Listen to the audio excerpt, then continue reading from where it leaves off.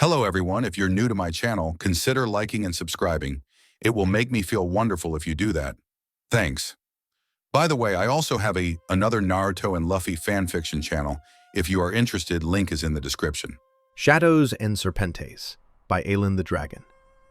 This is a fanfiction about what if Luffy eat a different devil fruit instead of the gum fruit he will have, the dragon fruit, model dragon of darkness and shadows. He is joined by Hancock, who is his age here and has a different fruit as well. Big shout out to the warlords of this channel: Native Warrior, Claude Lifrace, Oesker23, Derek Dowdy, Zazu Sayaz, Abdul Rauf Ali, In3WT, What If Lord, Black Money Young Leon, Garrick Russell, Ben Brownlee, Case Clark, Tristan Ward, KSGP L4YZ, Brian McKenzie. You know who you are. Want to stand with them? Join the channel membership and show your support. Adios. Logue Town Part 1. As the Shadows' Sorrow sailed steadily toward Logue Town, Luffy gathered his crew for a meeting on deck, the anticipation of approaching their final stop before the Grand Line electrifying the air. "Alright, everyone," Luffy called, rallying them around. "We're approaching Logue Town. This is our last stop before we hit the Grand Line." Hancock stepped forward, her regal presence commanding attention. "Yes, this is an important stop. We need to pick up crucial supplies here. Nami, you need to get a log pose," she instructed. Nami nodded, determined. "I got it, Hancock. I'll make sure we're ready for the Grand Line." "Sanji, Pudding, make sure the kitchen is stocked," Luffy continued. "We need enough supplies for our journey ahead." "On it, Captain," Sanji responded, grinning as he glanced at Pudding, who nodded eagerly beside him. As the quartermaster, Zoro spoke next. "All right, I'll make a list of other supplies we need," he agreed, though he quickly added, "but I still need 2 more swords." Luffy smiled, retrieving a suitcase filled with 50 million berries and handing it to Zoro. "This should cover everything, including your new blades." Seeing the generous sum, Nami couldn't help but feel a twinge of envy. She mumbled under her breath, "Why does that moss head get all that cash?" Luffy chuckled, addressing the crew again. "All right, that's it for the meeting. Oh, I almost forgot. The Marine captain in Logue Town is named Smoker, and he has a logia devil fruit. If you see him, remember, all of you know or are close to mastering observation haki, but none of you have armament yet, so do not engage. Leave him to me or Hancock." He paused for a moment before continuing, "And one more thing, Sanji, Pudding, and Nami, my cabin now." Hancock raised an eyebrow, curiosity flickering in her gaze. "What's this about, Luffy?" "Don't worry," Luffy reassured with a playful grin. "I just need to discuss some navigation and kitchen stuff." As Nami, Sanji, and Pudding followed Luffy into the captain's quarters, they couldn't help but feel a mix of curiosity and anticipation. Once inside, Luffy shut the door, ensuring their privacy. He motioned for them to take a seat as he retrieved 4 glasses and his favorite bottle of rum, pouring a generous amount for each of them. Sanji, intrigued by the unusual meeting, asked, "So, what's this about, Luffy?" Luffy grinned, his eyes glinting with excitement. "It's simple. When we reach Logue Town, Hancock and I will go to Roger's place of execution. We're going to announce that we plan to rule the seas. We're not just going to copy Roger, we're going to surpass him." Hearing this, their eyes widened in surprise, but the sheer audacity of Luffy's declaration quickly sparked excitement within them. "There's one more thing, though, and it stays in this room," Luffy continued, his voice steady and serious. Sanji, Pudding, and Nami nodded, leaning in with interest. "I'm going to ask Hancock to marry me," Luffy revealed, his voice resonating with sincerity and resolve. The announcement left Nami, Sanji, and Pudding momentarily speechless. Sanji felt a pang of jealousy, but Pudding and Nami beamed with happiness for Luffy. "Wow, Luffy, that's amazing," Pudding exclaimed, clapping her hands in delight. "Yeah, congratulations," Nami added, her voice genuine and warm. "But what about the plan leading up to this?" Luffy nodded, explaining, "Nami, you take Hancock out and distract her with shopping, a spa day, or whatever you want. Just make sure she doesn't suspect anything." Nami smirked mischievously, sensing an opportunity. "All right, but I'll need about 20 million berries for travel costs and activities." Luffy raised an eyebrow, feeling Nami's negotiating power. Hey, that's a lot. Nami replied with a sly grin, 10 million for the fun activities and another 10 million to keep the secret. Luffy sighed, resigned. Fine, man, Zoro was right. You are a money grabber. Turning to Sanji and Pudding, Luffy instructed, I want you two to prepare a feast.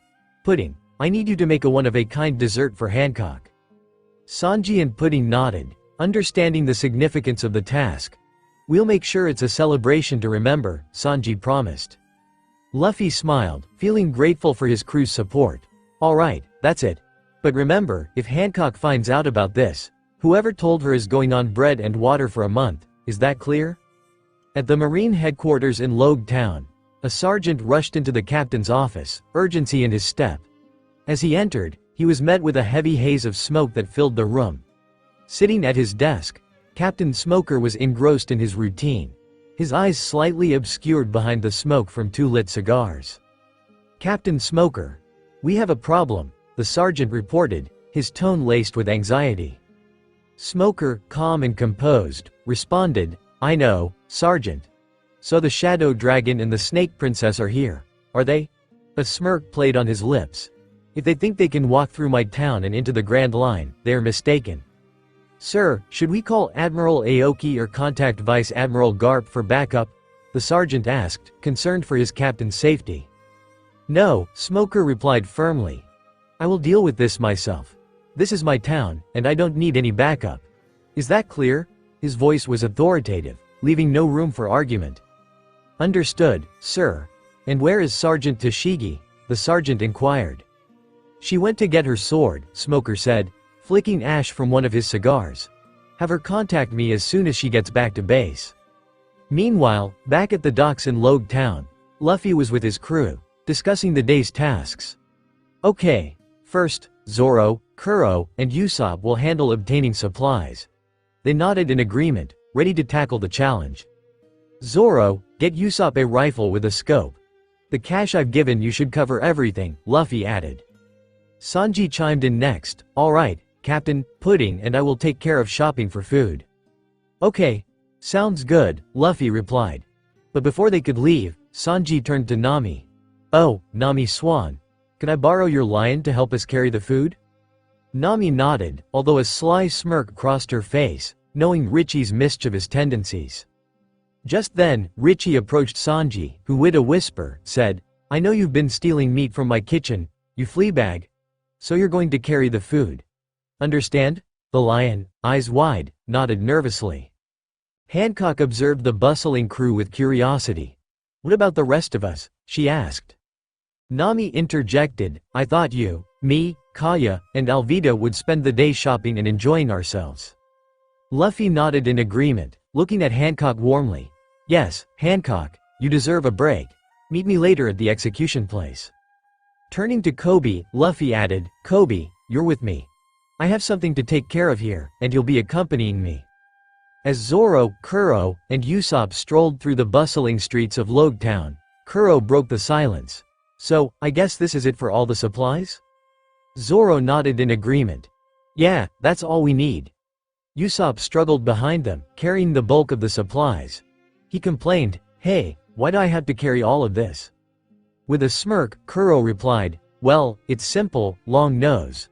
Me and Zoro have bounties. If the Marines see us, it would be in our best interests if we weren't carrying heavy loads. Usopp sighed, muttering under his breath, man, he's a real jackass. Suddenly, a commotion erupted nearby, snapping their attention. Curiosity piquing, they moved closer to see what was happening. There, a young woman with blue hair was being harassed by two thugs, who had drawn their swords on her. Without a moment's hesitation, Zoro reached for his katana, prepared to spring into action. But before he could react, the girl swiftly drew her own sword and quickly disarmed her attackers with impressive skill. Kuro, taken aback, remarked to Zoro, she's not bad. Zoro nodded, impressed by her agility. As he glanced around, his eyes landed on a paw. He picked them up, realizing they belonged to the girl, who was now searching for them. The moment she raised her head, her expression shifted to surprise, and Zoro found himself momentarily stunned. Kuina? He uttered. the name escaping his lips in a whisper. In his surprise he crushed the girl's glasses with his hand. "Hey, you jackass! You broke my glasses!" she exclaimed, annoyance flooding her voice. "You owe me a new pair." Zoro was speechless, a mix of shock and disbelief washing over him. Kuro quickly intervened, sensing the tension. "Okay, how much? Sorry, my friend is a little slow," he said, trying to smooth over the situation.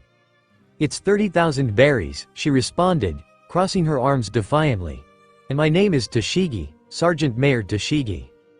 Kuro felt a twinge of nervousness, noting that Tashigi didn't recognize either him or Zoro.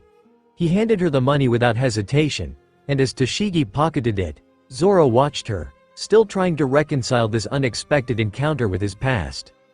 As they moved on, Usopp turned to Zoro, curiosity evident in his eyes. "What just happened there? It was like you saw a ghost." Kuro also chimed in, "Yeah, you looked like you were in shock." Zoro finally spoke, a hint of nostalgia in his voice. "She looked like my childhood friend, Kuina. We trained together when we were kids. I always thought she'd become a great swordsman." His thoughts lingered on the memories of their past and the bond they once shared. As they continued walking, Zoro's expression was contemplative, the remnants of their brief encounter heavy on his mind. The shadow of Kuina's memory seemed to chase him, but he pushed forward, determined to focus on their current mission. "Let's keep moving," Zoro said, his tone steadying. "We still have work to do." Zoro, Kuro, and Usopp entered a weapons shop in Logetown, the scent of metal and oil filling the air. The owner lounged casually at the desk, ready to cater to any potential customers. Zoro stepped forward, exuding his characteristic confidence. "Hey, I need 2 katanas, a scope rifle, and some ammo for it," Zoro stated matter-of-factly. The owner nodded but suddenly paused mid-sentence, his eyes widening as he caught a glimpse of Zoro's prized katana. He started to breathe heavily, clearly struck by what he saw. "My God, this can't be. Is that Wado Ichimonji?" The owner leaned forward, a mix of reverence and eagerness in his voice. "My good man, I am prepared to give you 3 katanas, a scope rifle, plus 300,000 berries for that sword." Zoro shook his head decisively. "No chance, this blade is not for sale."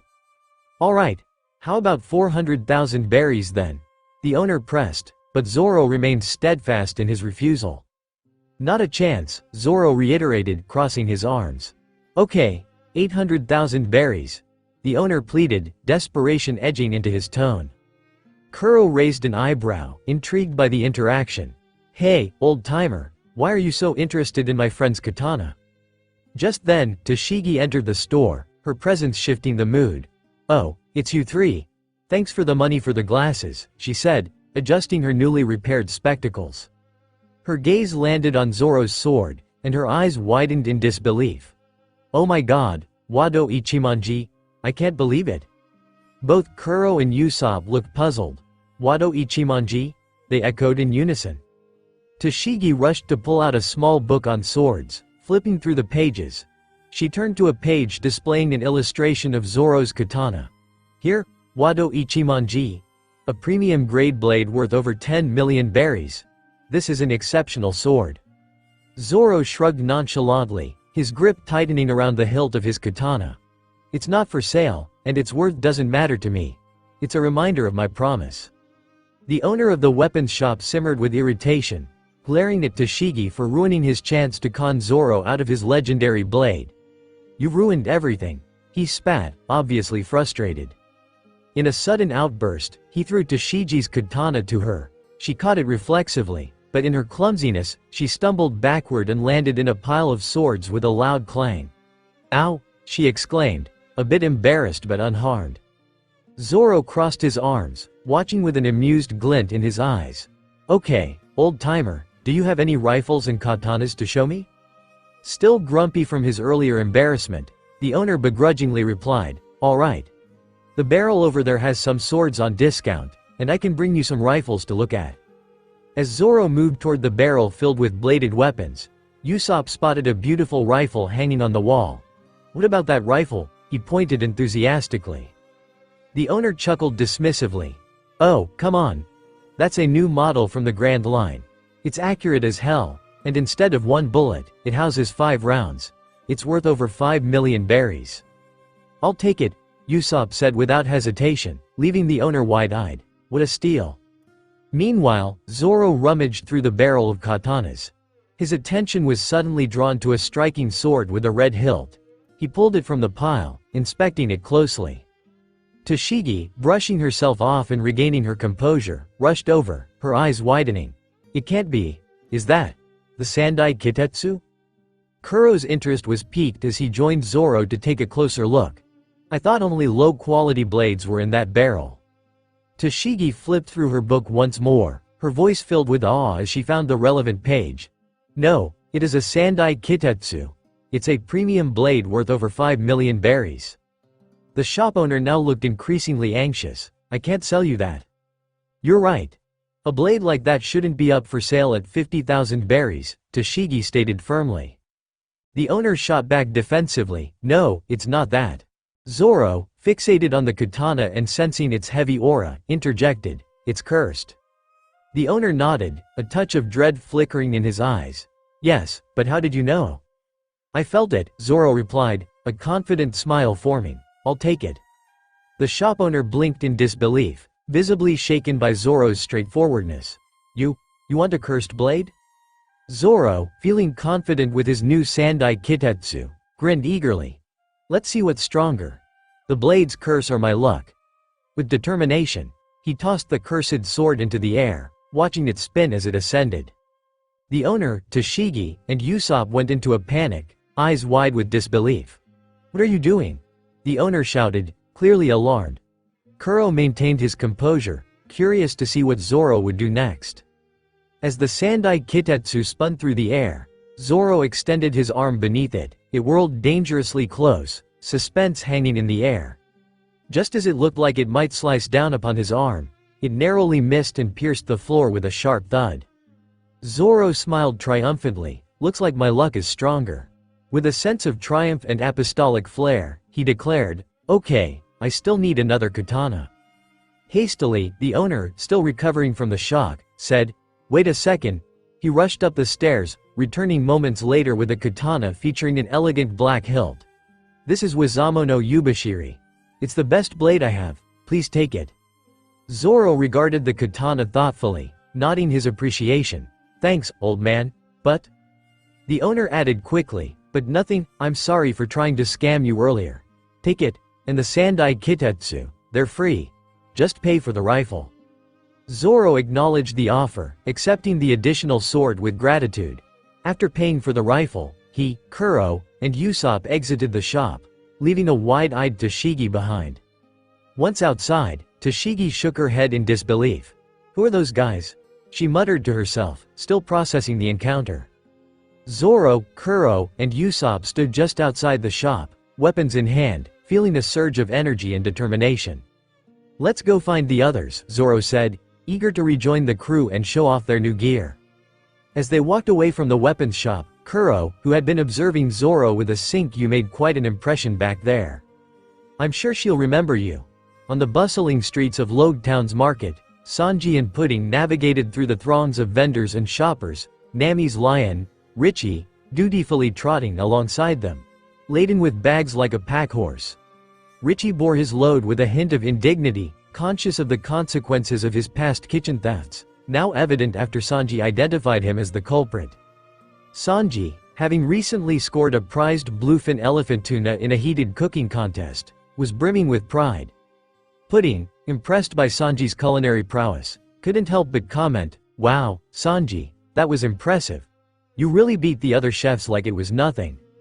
Her words propelled Sanji into his usual flirtatious mode. Oh, it was no problem, Pudding-chan, he replied, hearts practically fluttering around his eyes. As they strolled along, Pudding asked earnestly, can you teach me how to cook like you? I mean, since we'll be working together, I only know how to make cakes and pastries. Still somewhat in his romantic haze, Sanji replied, no problem, Pudding-chan. But I must ask you something. Shifting to a slightly more serious tone, he continued, Luffy told me you have a devil fruit, is that true? Pudding nodded, acknowledging her abilities. Yes, as you know, Besides my third eye, I have the memo no mi. It's a paramecia-type devil fruit that allows me to turn people's memories into strips of film and manipulate them. I used it on Hancock once to erase her memory of Luffy, but for some reason, it backfired. Sanji nodded understandingly. Don't worry, Pudding-chan. Hancock has already forgotten about that, and you're with us now. Pudding smiled, her heart warmed by Sanji's acceptance and reassurance. Thank you, Sanji, she said sweetly, leaning in to plant a grateful kiss on his cheek. The unexpected gesture sent a rush of color to Sanji's face, leaving him as red as a tomato. He was momentarily speechless, floating on cloud 9. Just then, Pudding noticed something out of the corner of her eye. Richie was eyeing the precious elephant tuna precariously. Alarmed, she rushed over and gave the lion a gentle but firm swat on the head. Hey, don't even think about it, mister. Richie, caught with his snout twitching in the direction of the fish, recoiled sheepishly, letting out a resigned huff as if to say he'd been caught again. Oh, Richie, you naughty lion. Pudding scolded playfully, shaking her head. You'll get your share, but not before dinner. In another corner of bustling Logue Town, Luffy and Kobe made their way through the crowd.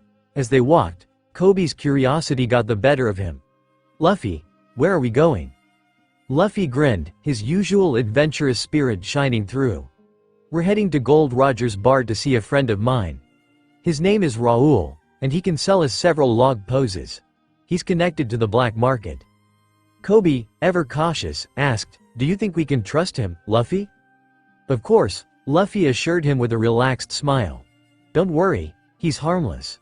Oh, by the way, Kobe, I have to commend you. You're getting stronger. You've awakened your observation haki. Kobe beamed at the compliment from his mentor. Thanks, Luffy.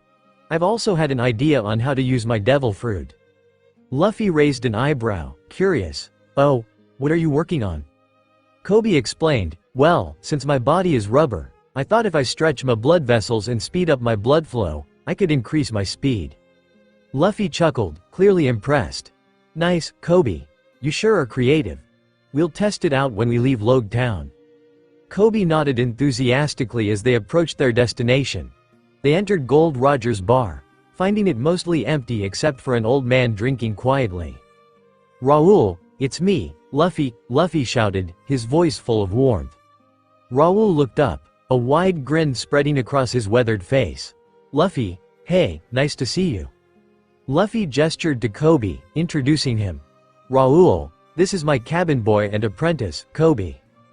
Kobe nodded politely, slightly awed by meeting another of Luffy's colorful acquaintances. Luffy got straight to business. I need 5 log poses, and do you have some gold rings as well? Kobe, curious about the request, asked, why do you need a ring? Luffy leaned closer, whispering conspiratorially, I'm going to ask Hancock to marry me today. This revelation left Kobe momentarily stunned. What, aren't you too young to get married? Luffy simply shrugged with a nonchalant grin. We're not getting married right away. I have a special place in mind for that. Just then, Raoul emerged from the back, carrying 5 log poses and a selection of gold rings. Luffy's gaze landed on a stunning ring with 3 red rubies, and he picked it up. Good choice, Raoul said approvingly. That will be 100 million berries. Luffy winced playfully. Man, you really drive a hard bargain. He handed over the money, accepting the log poses and ring. As they turned to leave, Raoul called out one last piece of information. Oh, Luffy, that marine captain knows you're here. Luffy's eyes flashed with a mischievous glint. Good, let him come. This will be fun. As they exited the bar, Kobe turned to Luffy, a serious expression on his face. Luffy, I can sense several people in the alleys. Luffy smiled knowingly. Oh, that's the Marines. They've been following us for some time. But don't worry about the grunts. You can handle them. As for Smoker, he thinks just because he's a logia, he's untouchable. Just then, from the shadows of the alley, Smoker emerged, his presence imposing. Shadow Dragon Luffy, you are under arrest, he declared, his voice echoing with authority. As if on cue, several Marines popped out from their hiding spots, surrounding Luffy and Kobe. However, to everyone's shock, Luffy began to laugh heartily. Oh man, Smokey, you really think this is enough to capture me? You just brought lambs to be slaughtered," he taunted, sparking panic among the Marines. One of the Marines, in a frantic attempt to act quickly, fired his rifle at Luffy. But with a calm demeanor, Luffy covered his arm in armament haki and casually caught the bullet as if it were a mere pebble. With a flick of his wrist, he sent the bullet back, missing the Marine but piercing through a nearby wall. The remaining Marines stood frozen in horror, unsure of what to do next. Seizing the moment, Smoker activated his devil fruit powers, charging towards Luffy with his fist shrouded in smoke. "This ends now," he shouted. But once again, Luffy's confidence shone through. He caught Smoker's punch effortlessly, treating the attack like it was nothing. "My turn," he declared.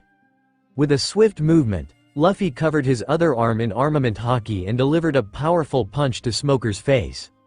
The impact was immense, launching him back into a building and breaking his nose as well. In the chaos, Luffy felt the surge of power within him. He unleashed his Conqueror's haki, a wave of immense force radiating outwards.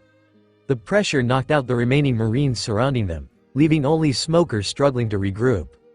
Luffy smiled, a glint of mischief in his eyes as he looked at the fallen Marines. "Well, that was fun. Now, are we going to continue with our day, or do I still have to deal with Smokey here?" Kobe watched in awe as Luffy effortlessly asserted his dominance, confidence racing through him. "That was incredible, Luffy," he exclaimed. Smoker slowly got to his feet, wiping blood from his face, clearly stunned but determined. "You might have won this round, pirate, but I won't give up." Luffy chuckled, a carefree look upon his face. "I'd expect nothing less from you, Smokey. But for now, it looks like you've got more pressing matters to deal with. Like getting back up. Oh, and you should have somebody look at that nose." With that, Luffy turned away, and Kobe followed closely behind, ready to continue their day in Logue Town. Luffy brought an air of triumph around them, and despite the confrontation, he felt energized and invigorated for the challenges ahead. As they left the scene, Luffy glanned Smoker, "See you again sometime."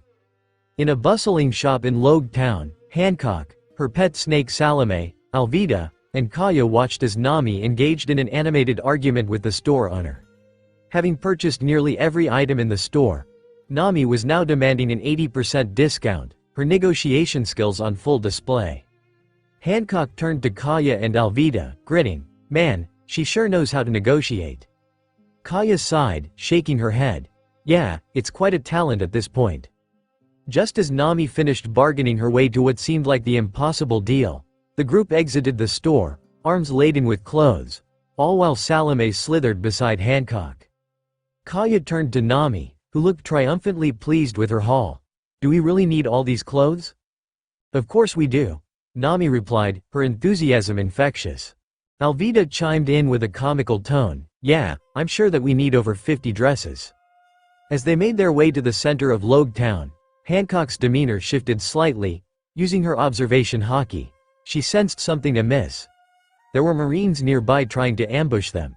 However, she also felt a familiar presence approaching. A smile crept across her face as she recognized the auras. "Well, it looks like they're here." Alvida, her curiosity piqued, asked, "Who is here?" Hancock replied, "One is my and Luffy's adoptive older sister, and the other two are Luffy's parents." Kaya's eyes widened in disbelief. "What, Dragon and Lilith are here?" Hancock nodded, her excitement palpable. "Yes, they're nearby." Nami, still clutching her newly acquired items, looked puzzled. "Your adoptive older sister?" Hancock's smile widened. "Yes. We rescued her from her father. She was actually the first person we recruited in our crew. She is super strong and has all 3 types of haki, plus a very powerful devil fruit." Nami, intrigued, asked, "Who is she?" "She is the daughter of the Yonko Kaido. Her name is Yamato. Luffy and I told her to meet us here," Hancock explained. The atmosphere shifted sharply as several Marines surrounded them. The sergeant stepped forward, his tone authoritative and brimming with confidence. "Snake Princess Boa Hancock, Iron Mace Alvida, Thunder Woman Kaya, and Panther Lady Nami. You are under arrest, surrender now." Hancock, unfazed and still in a good mood, smirked at the sergeant. "Oh please, do you really think you grunts can capture me? I'm giving you a chance to get out of my way, or else." The sergeant's aggravation grew. "You insolent pirate! How dare you? We have you outnumbered. There are 4 of you and 30 of us." Hancock only smiled slyly. "No, there are 5, she gestured behind him. The sergeant turned, just in time to see a massive iron club barreling towards him. It struck him with tremendous force, sending him flying through the air. The remaining Marines, startled and scrambling, looked to see who, or what, had attacked them. Emerging from the shadows was a woman towering at 263 centimeters tall, clad in a stylish sleeveless kimono. Her white hair faded into aqua green and blue as it flowed down her back. She also had horns on the top of her head which are mostly red, but gradually become more flesh-colored toward the base. She wielded a massive spiked club with ease and turned to Hancock with a beaming smile. "Little sis, there you are." Hancock's face lit up as her eyes sparkled with joy upon seeing Yamato. "Yamato," she exclaimed. With a sudden wave of conqueror's haki unleashed from Hancock, the remaining Marines collapsed, knocked unconscious by the sheer force of it. Once the chaos settled, Yamato looked at her younger adoptive sister with a mix of happiness and concern. "I'm sorry I'm late," she said, rushing to hug Hancock tightly. However, as Yamato's embrace tightened, Hancock suddenly found herself gasping for air. Okay, you're choking me," she laughed, trying to catch her breath as Yamato finally released her. "I'm just so glad to see you," Yamato replied, highlighting the bond they shared. Hancock glanced toward Nami, Alvida, and Kaya, introducing them. "Girls, this is Yamato. Yamato, these are Nami, Alvida, and Kaya." "Nice to meet you," Nami said politely, taking a step forward until her gaze turned playful. "But no hugs for me, thank you." Yamato giggled, nodding in understanding. "Got it, no hugging." Kaya stepped forward next, her heartwarming smile reflecting her warmth. "It's great to meet you, Yamato. Hancock speaks highly of you." As Hancock, Nami, Yamato, Salome, Alvida, and Kaya continued their walk towards the center of Logue Town, Yamato glanced around, excitement bubbling in her voice. "So where's Luffy?" Hancock replied with a reassuring smile. "He will meet us in the square. Plus, you'll get to meet the rest of the crew." "I can't wait," Yamato beamed, clearly eager to bond with Luffy's companions. As visions of their adventure danced in her head, Hancock asked, "So, Dragon and Lilith brought you here?" Yamato nodded affirmatively. "Yes, they want to talk to you and Luffy about something regarding one of the islands you plan to make your territory, Alabasta, if I'm correct." Alvida raised an eyebrow, curiosity piqued. "What do you mean?" Hancock clarified, "Well, when we get to the first part of the Grand Line, we will make some islands our territory.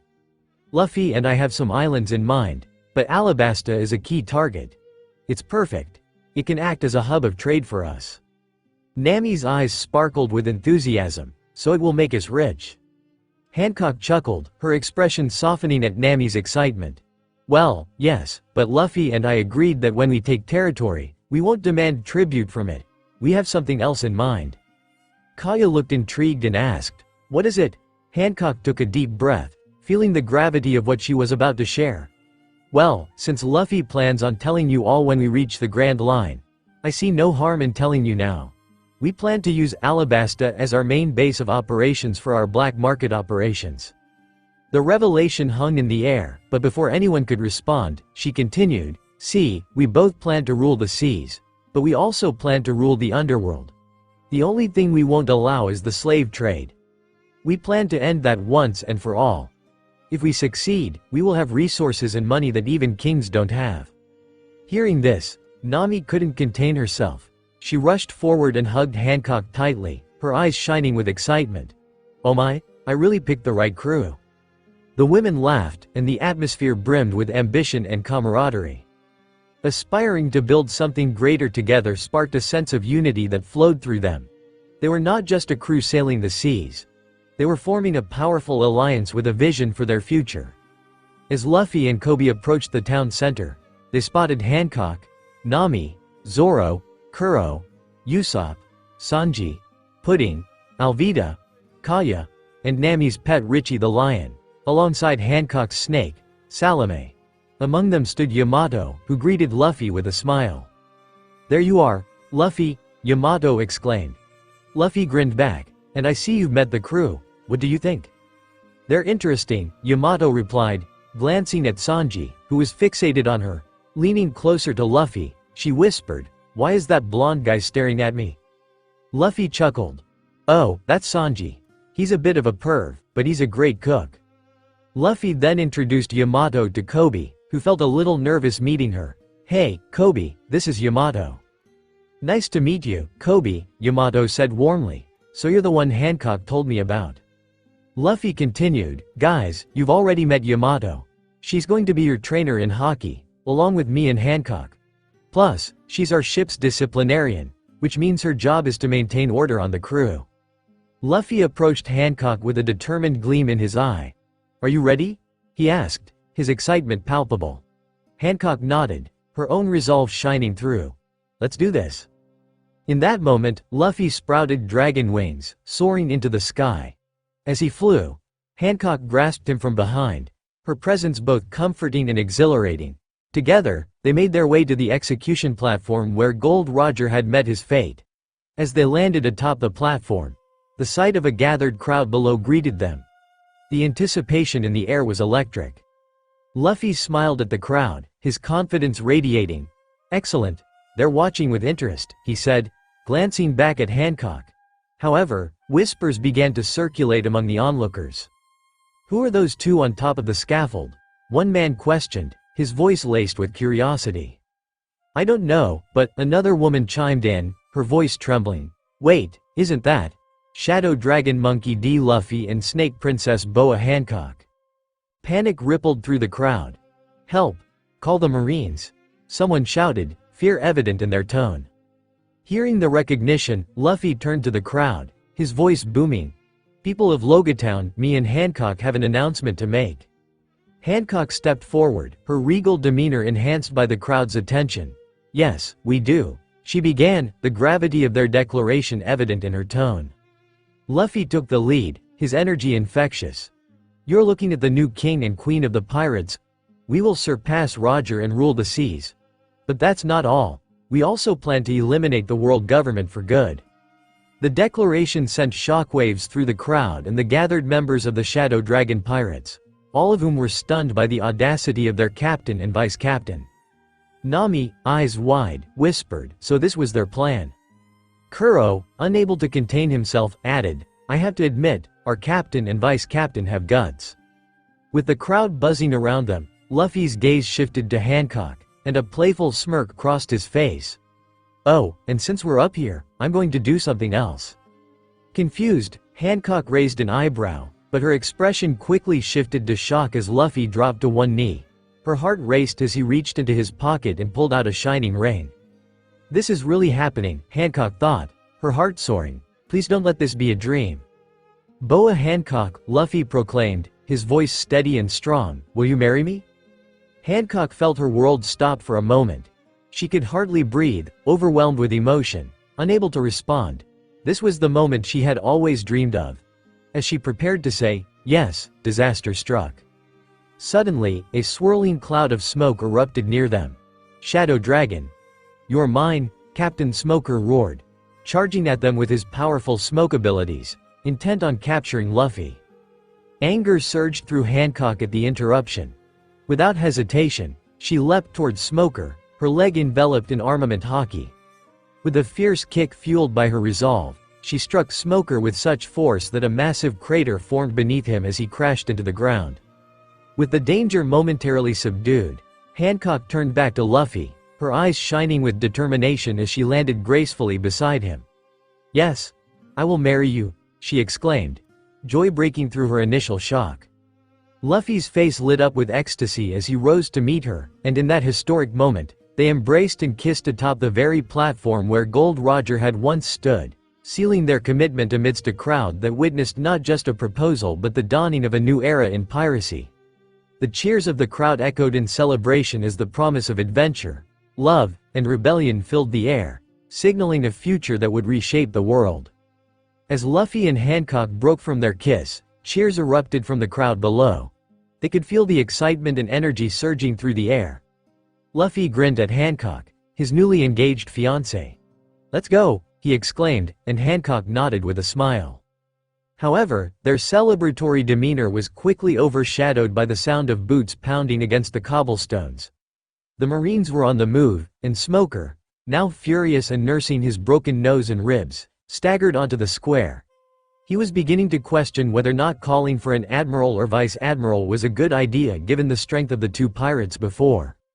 Luffy's bounty stood at a hefty 700 million berries, while Hancock's bounty of 660 million berries had earned her a fearsome reputation as well. With no time to waste, Luffy and Hancock jumped down from the scaffold, hurrying to their crew. "All right, let's get out of here," Luffy called out, his voice steady with determination. The crew nodded in agreement, ready to make their escape. But their path was blocked by Tashigi, her sword drawn and her expression fierce. "Monkey D. Luffy and Snake Princess Boa Hancock. Surrender now. And you, Roronoa Zoro, hand over your blades." Luffy halted, a playful smirk on his face. "Get out of my way, little girl, or else." Tashigi refused to back down. Luffy laughed, the sound echoing around them, and pulled out his sword, Shadow Slicer. "Do you fear death, girl? Because if you don't step aside, it will come for you. You don't know who you're messing with." To emphasize his point, he transformed into his hybrid dragon form, surrounding his blade in shadows. He created a massive mace in his other hand, the shadowy weapon glistening ominously. Tashigi felt a bead of sweat trickle down her brow, but she remained steadfast, unwilling to let fear overwhelm her. Before the confrontation could escalate further, Zoro interjected, stepping forward. "Captain, allow me," he said, ready to handle the situation himself. Luffy turned back to his human form, a grin still plastered on his face. "Okay, just don't take too long with your girlfriend." "Hey, she is not," Zoro began, his face turning a deep shade of red. Hancock, quick to add her teasing, giggled, "Oh, don't worry, we'll leave you to your lovebirds moment." Zoro's face flushed even more, resembling a ripe tomato. The banter lightened the tension, if only for a moment. Tashigi, realizing the ridiculousness of their dynamics, took a deep breath, her grip on her sword tightening. "You're all going to regret this," she warned, though her voice lacked the conviction she intended to portray.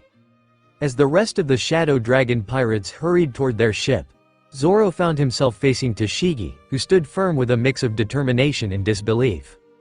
"You're welcome, girl," he said, his voice steady. She narrowed her eyes, confusion flickering across her face. "What are you talking about, pirate?" "For saving your life," Zoro replied flatly. "Luffy is a good guy, but don't think for a second he wouldn't slice you in half without a second thought. Hancock wouldn't hesitate to kill you either. So, you're welcome." Tashigi's expression shifted to horror as she realized just how close she had come to disaster. "Hand over, you don't deserve those 3 swords, you're a pirate." Zoro's patience wore thin. With a swift motion, he drew out his sword, Sandai Kitetsu. "You want it? Come and get it." With her resolve ignited, Tashigi rushed at him, sword raised. Zoro, thanks to the rigorous training he had undergone with Luffy and Hancock, kept his composure. He closed his eyes and tapped into the observation haki he had been practicing. He could feel Tashigi's presence drawing nearer. As she swung her sword at him with a fluid motion, Zoro anticipated her move. In a split second, he expertly disarmed her, knocking her sword from her hand while simultaneously delivering a precise cut to her face, just grazing her skin. Tashigi stumbled backward and fell to the ground, clutching her face. She felt the sting of the cut near her right eye, thankful that it had missed her eye entirely. The wound was shallow, but it would leave a lasting scar. Zoro loomed over her, voice low and firm. "Let that scar be a reminder. If you want to challenge me again, get stronger, or don't waste my time, girl." Tashigi sat there, stunned and clutching her face, realizing the consequences of underestimating a formidable opponent like Zoro. While her warrior spirit remained unbroken, she felt a sense of dread wash over her. Zoro's warning lingered in her mind, a reminder of the harsh realities of the world she had chosen to fight in. As he turned to leave, Zoro couldn't help but feel a twinge of regret. He respected her resolve and dedication as a swordswoman and the fact that she looked like Kuina, but in this world, strength ruled, and lessons were harsh.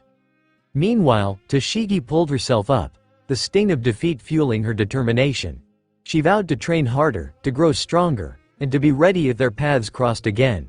She would not let this scar be merely a reminder of failure, but a mark of her resolve to improve and rise to the challenge of facing the likes of Zoro, Luffy, and Hancock, pivotal figures in this unpredictable sea of pirates and adventures.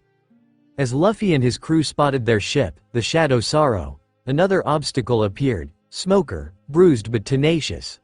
Sporting a broken nose from Luffy's earlier encounter and 3 broken ribs courtesy of Hancock, Smoker stood defiantly in their path. "You just don't give up, do you?" Hancock commented, her voice dripping with a mix of annoyance and admiration. "I won't let you go back to the Grand Line," Smoker retorted, determination etched on his face. Luffy sighed, feeling the weight of the situation. "Well, it looks like there's only one way this ends." He stepped forward, activating his devil fruit powers, transforming into his full dragon form. As he grew into a massive, black dragon, Smoker's bravado faltered.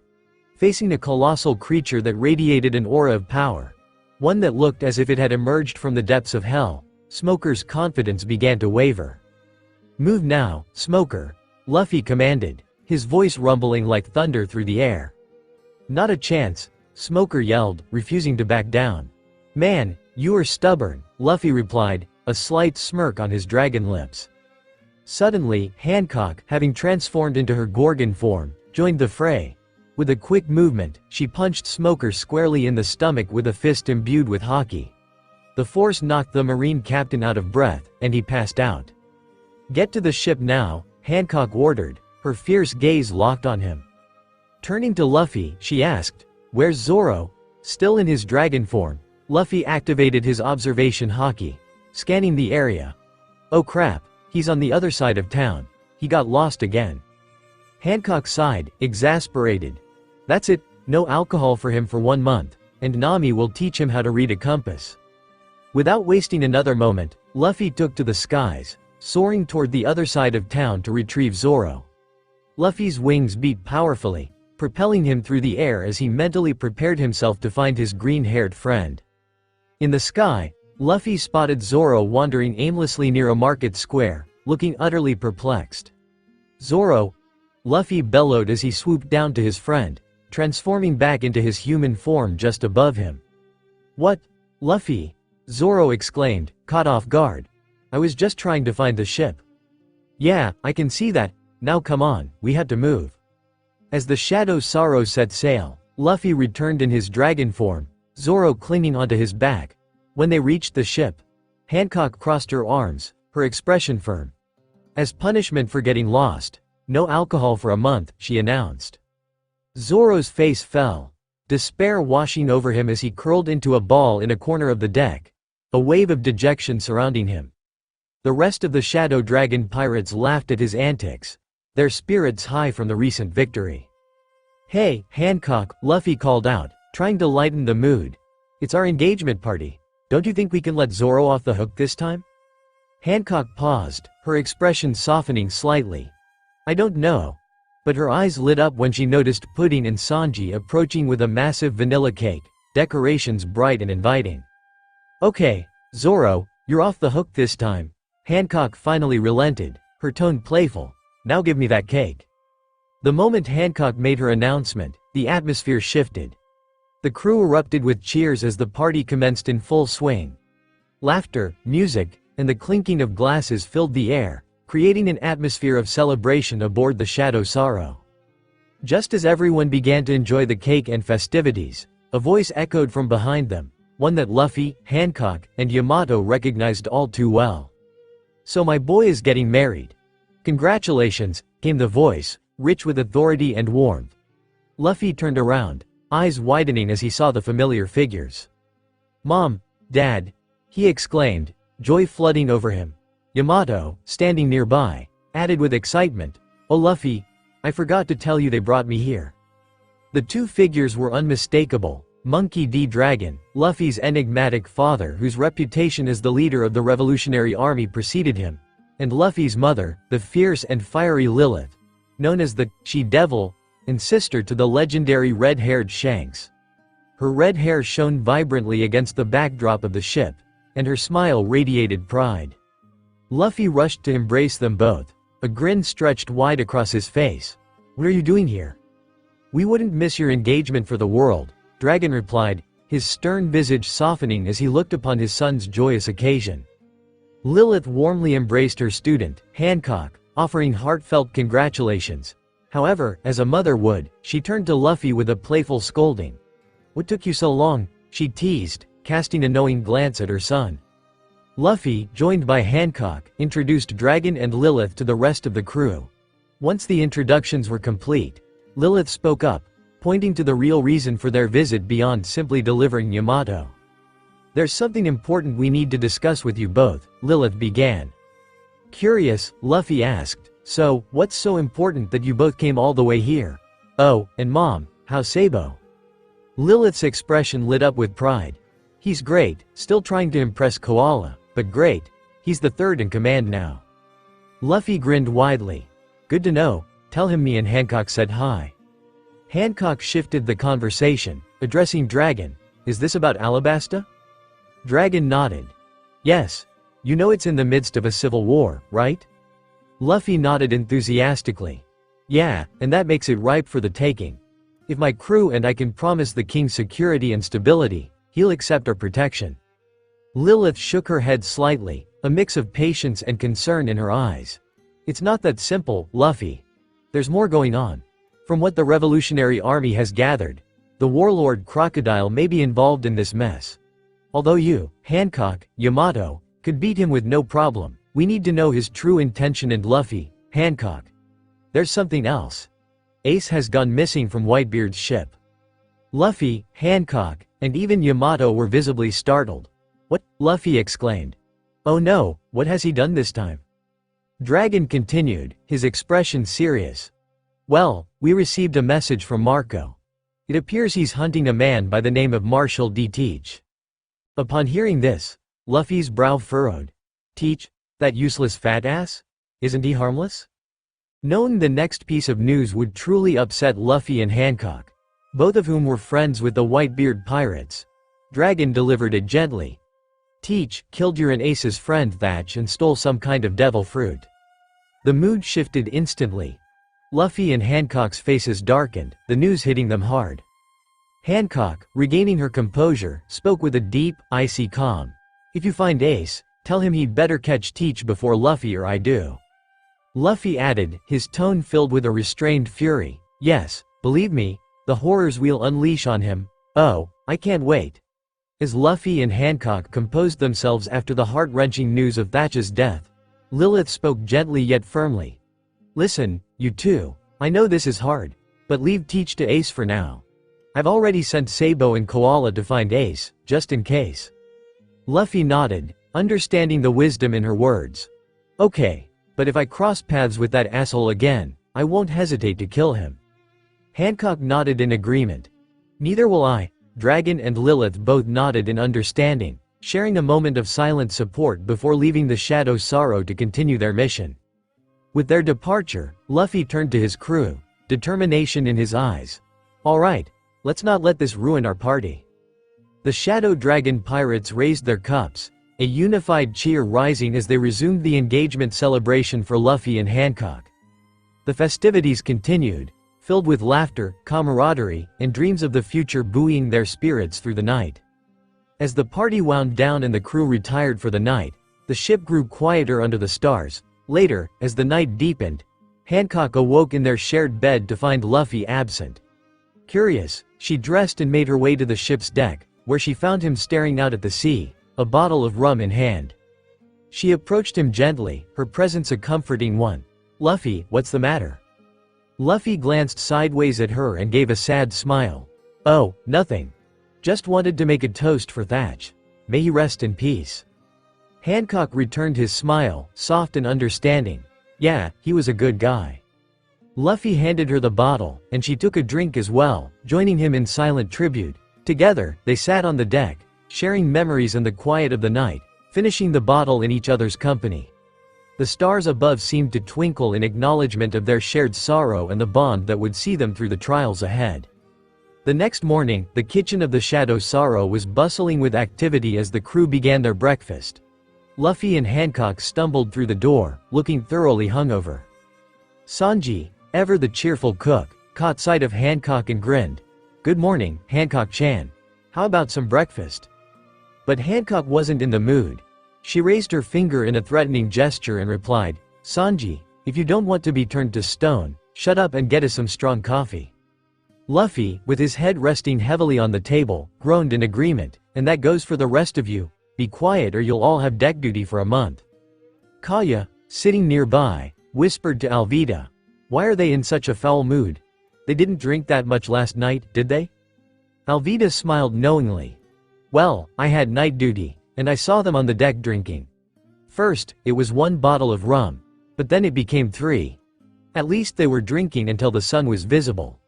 I also saw Hancock carrying Luffy bridal style to their cabin." Hearing this, the rest of the crew started giggling, the laughter echoing around the kitchen. Yamato, slightly more serious but still playful, spoke up. "Luffy, Hancock, you two should sleep it off. I can handle training for today." Luffy raised his head slightly, still bleary-eyed. "Are you sure, Yamato? We're about to reach the knock-up stream, and me and Hancock should be present. Isn't that right, Hancock?" He turned to find Hancock slumped asleep on the table, her head resting beside him. He sighed, realizing the state they were both in. "Okay, fine," he relented. Turning back to the crew, he added, "This never happened, is that clear?" The crew nodded in agreement, each of them grinning, fully aware of the antics of their captain and vice-captain. With a resigned smile, Luffy leaned down to scoop Hancock up gently, cradling her in his arms. "Let's go to bed, Hancock." As Luffy carried her back to their cabin, the crew continued their breakfast, the atmosphere light and jovial as they anticipated the adventure that lay ahead. They shared knowing glances and friendly murmurs about their captain and Hancock, enjoying the camaraderie that made them a family. While Luffy and Hancock were sleeping off their hangovers, Yamato took charge of the ship, ensuring everything ran smoothly. She instructed the crew to keep the noise level down, fully aware of how grumpy Luffy and Hancock could be after a night of heavy drinking. Suddenly, Nami shouted from the lookout, "Yamato, I see the knock-up stream." Yamato smiled and replied, "Good, we need to sail into it to get to the Grand Line."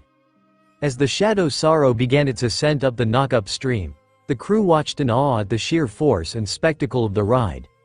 All except for Luffy and Hancock, who remained oblivious to the excitement, still deep in their slumber.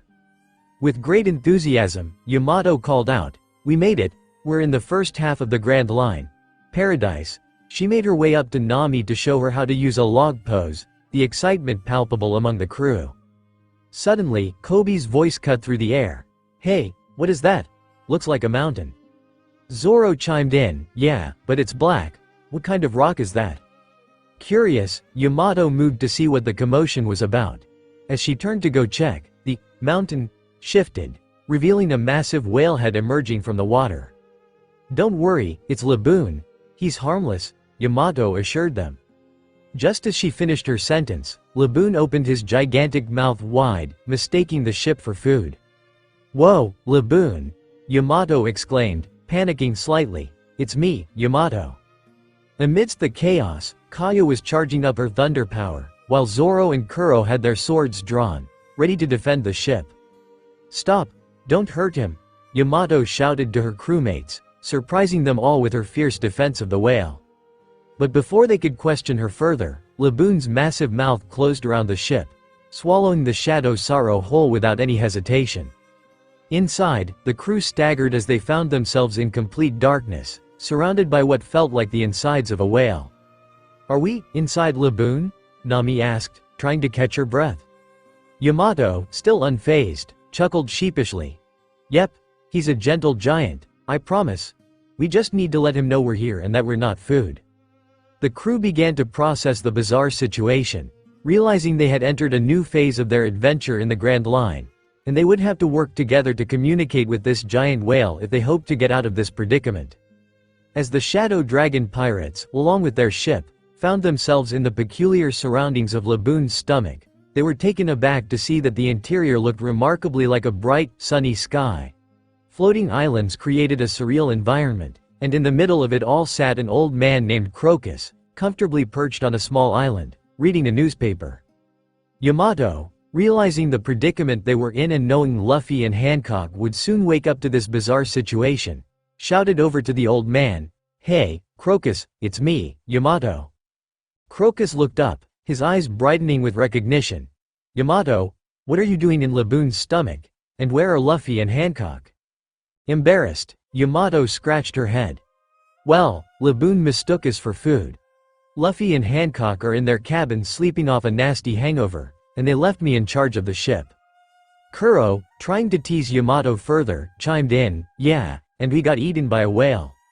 Yamato's expression dropped in comic despair, her head hanging low in shame. Crocus couldn't help but burst into laughter. "Oh man, this is funny. But don't worry, I'll open the door for you."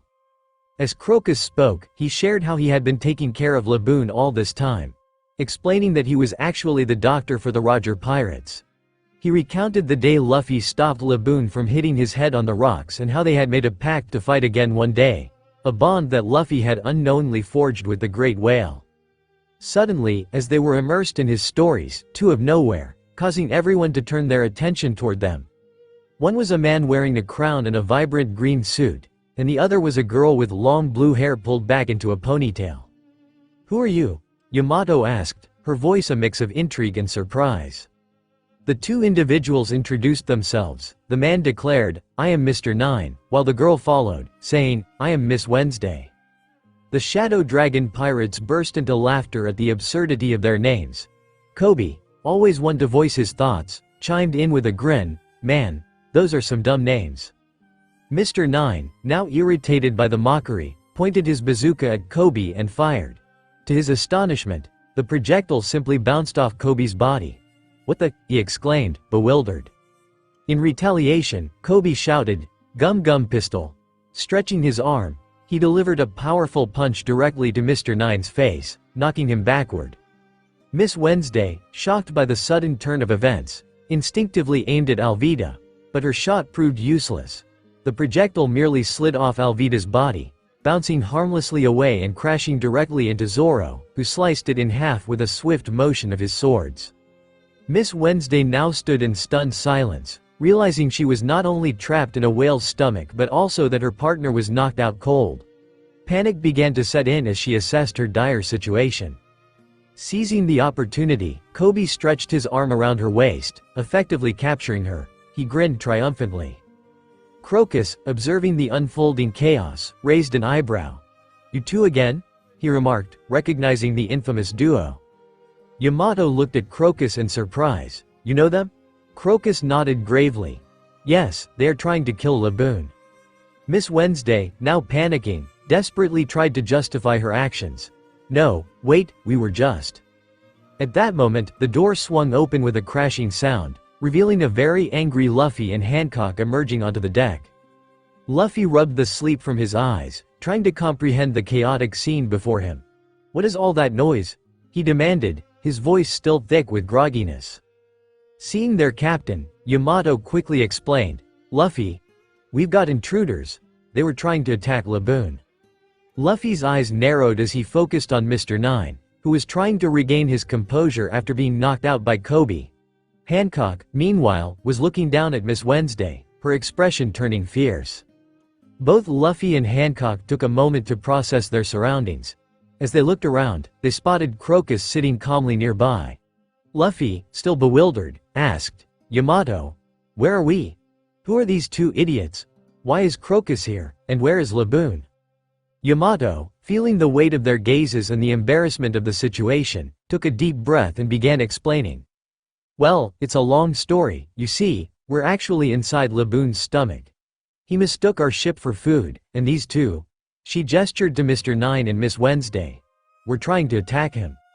As she recounted the events, detailing how Mr. Nine and Miss Wednesday had come to wage an attack on Laboon, Luffy and Hancock listened intently. With each revelation, their eyes widened. "So we're inside Laboon? He thought our ship was food?" Hancock exclaimed in shock. Yamato nodded, relieved that Luffy and Hancock were taking the news better than she had feared. But to Yamato's relief, Luffy and Hancock both burst into laughter at the absurdity of it all, their initial anger dissipating in the wake of humor. Crocus, always a bit amused by the chaos that followed Luffy, opened a door he had installed inside Laboon and led the way out. As they docked, Luffy greeted the giant whale with a wide grin, feeling a sense of camaraderie with the creature. "Hey, Laboon, sorry about the mix-up earlier," Luffy called out, earning a gentle nudge from Laboon, who seemed to care for them despite the chaos. Once outside, Luffy turned attention to the prisoners, an unconscious Mr. Nine and a very frightened Miss Wednesday. Luffy eyed her curiously. "Why do you look so familiar?" he asked, studying her closely. "Have we met?" Miss Wednesday, now even more nervous, stammered out, "No, I think you're mistaken." Hancock, still beside Luffy, pulled him aside. "Luffy, I know who that is," she said quietly, glancing over at Miss Wednesday. "You do?" Luffy asked, intrigued. "Yes," Hancock confirmed, nodding. "I think that girl is Princess Vivi Nefertari of Alabasta." Luffy's eyes widened in realization. "Vivi? Are you sure?" "Positive," Hancock replied. "She's well known for her connection to the kingdom and the struggles there. If we're in this situation, it could mean something significant for Alabasta and our plans." Luffy considered this for a moment, then nodded resolutely. "Okay, then. Let's find out what's going on." On board the Shadow Sorrow, two terrified screams echoed as Mr. Nine and Miss Wednesday realized who Luffy and Hancock were. Panic swept over them, their voices rising in alarm. "Shut up already," Luffy barked, irritated by their incessant shouting. "Zoro, throw them in the ship's cells so we can figure out what to do with them." Zoro nodded and grabbed Mr. Nine and Miss Wednesday, dragging them off as they continued to protest. Once Zoro had returned, Luffy called a meeting with his crew to address the situation. "All right, everyone gather round," Luffy announced, seriousness creeping into his usually carefree demeanor. "We need to talk about the girl. It's possible she's Princess Vivi of Alabasta." The announcement drew surprised looks from the crew, and they began murmuring among themselves. Kuro, the ship's strategist, stepped forward. "If she is truly Princess Vivi, we can use her as leverage, especially since we have plans to make Alabasta the center of our black market activities. We need to know what she knows and what her motivations are." He quickly suggested, Pudding could use her fruit power to look into her memories and figure out what she's doing with that guy. Everyone nodded in agreement, contemplating the implications. Everyone, that is, except for Sanji, who protested, "Wait, we shouldn't treat a lady like this. Luffy, throwing her in a cell? What kind of man are you?" "You're just going into your pervert mode again, aren't you?"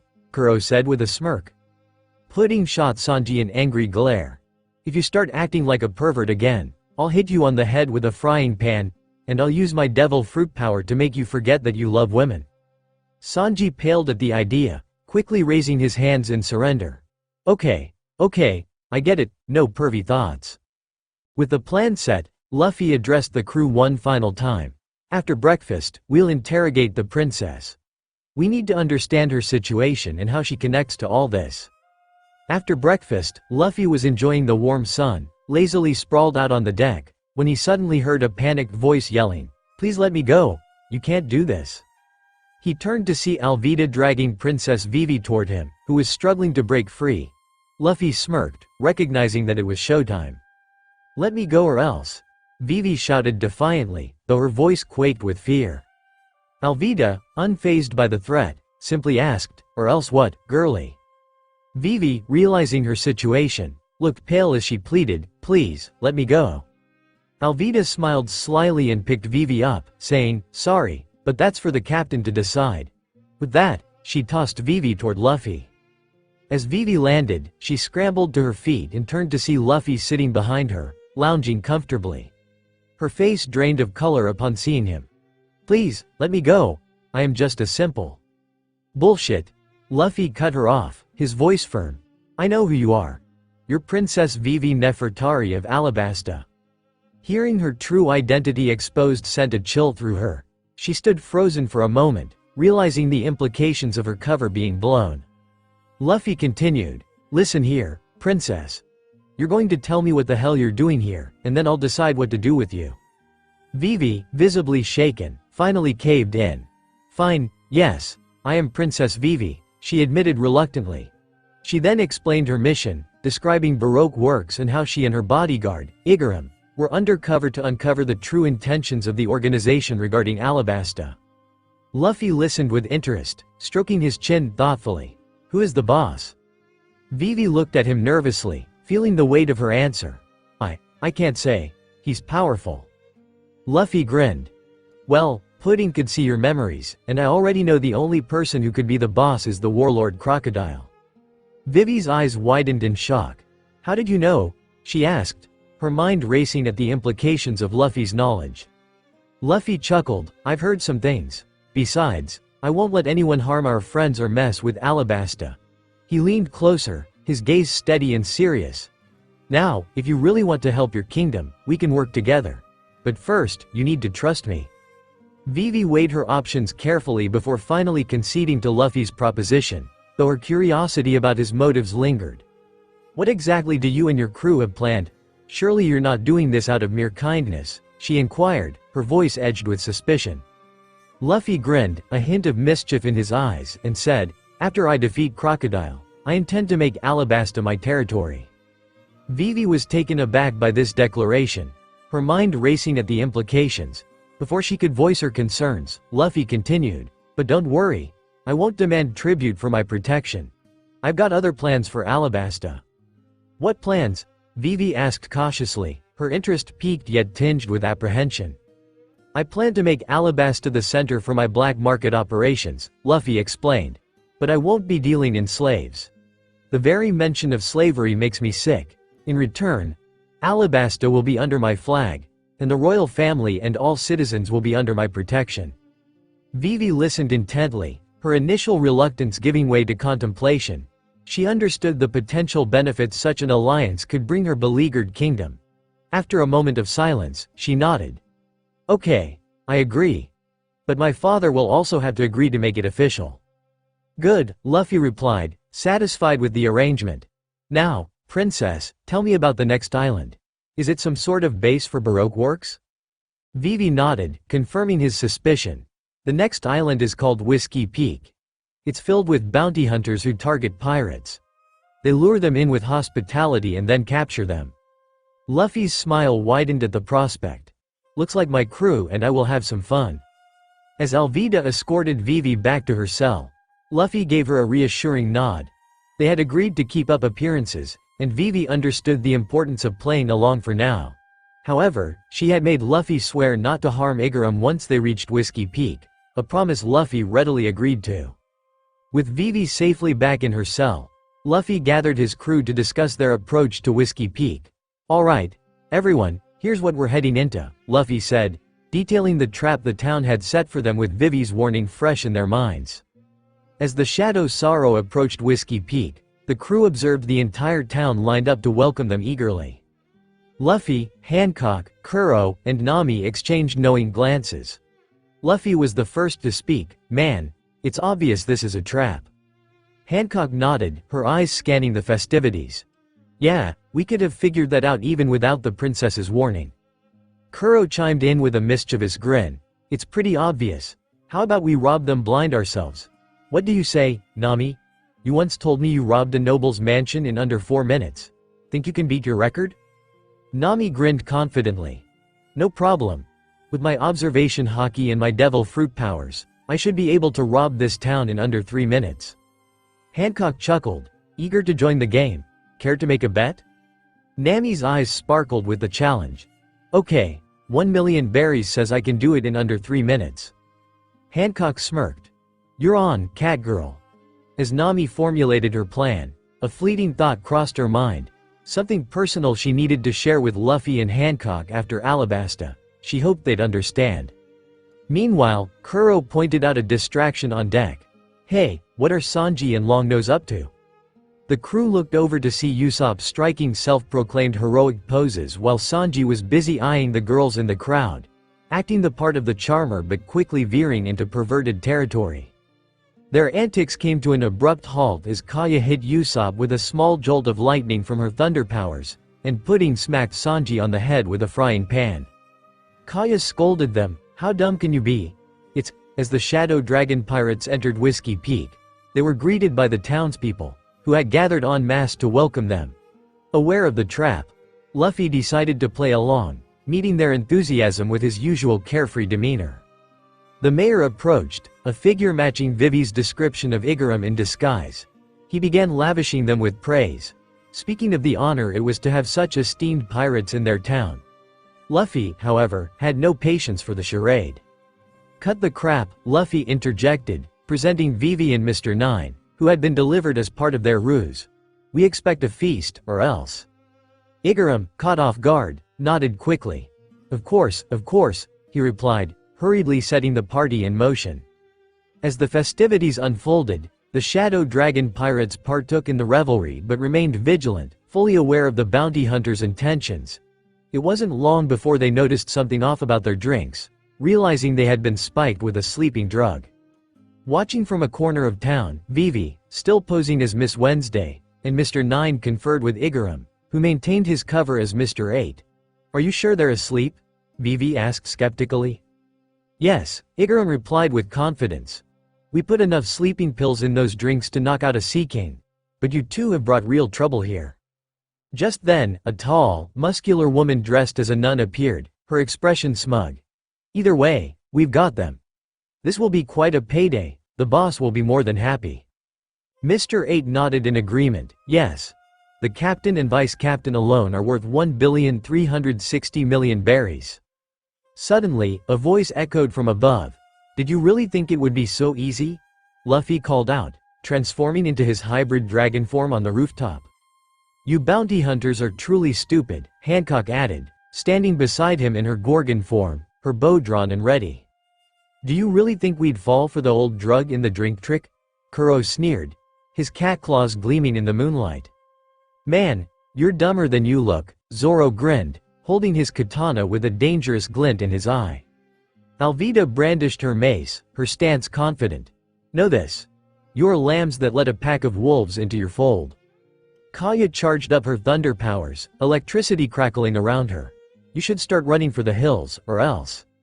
The Baroque Works agents looked up in shock, only to see the full might of the Shadow Dragon pirates standing above them, minus Nami and Richie.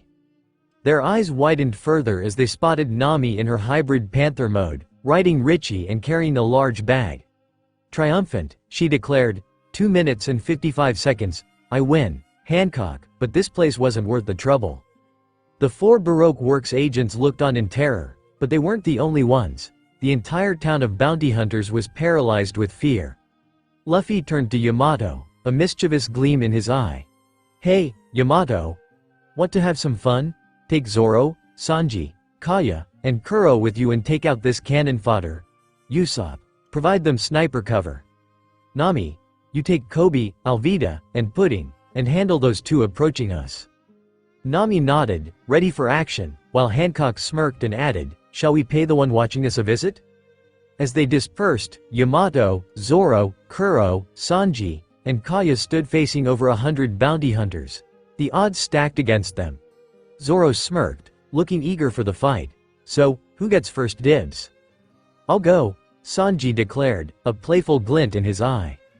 "Oh, shut up, you pervy cook," Zoro retorted, rolling his eyes. But Yamato interjected, "Oh, this one, it's mine, I still haven't shown you guys my devil fruit." With that, she began to transform. Her teeth elongated into fangs, her hair grew longer and more wild, and a ribbon-like trail of cold air enveloped her shoulders. A large tail sprouted, covered in white fur matching her new appearance. Her eyebrows arched upward, her eyes turned a vibrant blue, and her horns grew larger and more pronounced. Now in her hybrid mode, she looked both majestic and formidable. "What are you?" Kaya asked with wide eyes, a mix of admiration and awe. Yamato smiled, showcasing her new form. "I have eaten the Inu no Mai model. Okuchi no Mikami. It's a mythical zone that turns me into a mythical wolf capable of manipulating ice." Leaning her head back slightly, she declared, "Watch this." With a shout, she unleashed Namuji Hyoga. A powerful beam of ice erupted from her mouth, crashing into the gathered bounty hunters with incredible force. The impact was devastating. The bounty hunters caught in Yamato's attack were frozen solid in an instant. Kaya, Kuro, Zoro, Sanji, and Usopp looked on in shock. "Wow. No wonder you're third in command. Kaya exclaimed, genuinely impressed. Hey, no fair, Yamato. Leave some for us, Zoro complained, feeling eager to join the fray. Yamato, still in her hybrid form, chuckled, looks like I got carried away. On the other side of town, Nami, Richie, Alvida, Kobe, and Pudding unexpectedly bumped into two unfamiliar characters.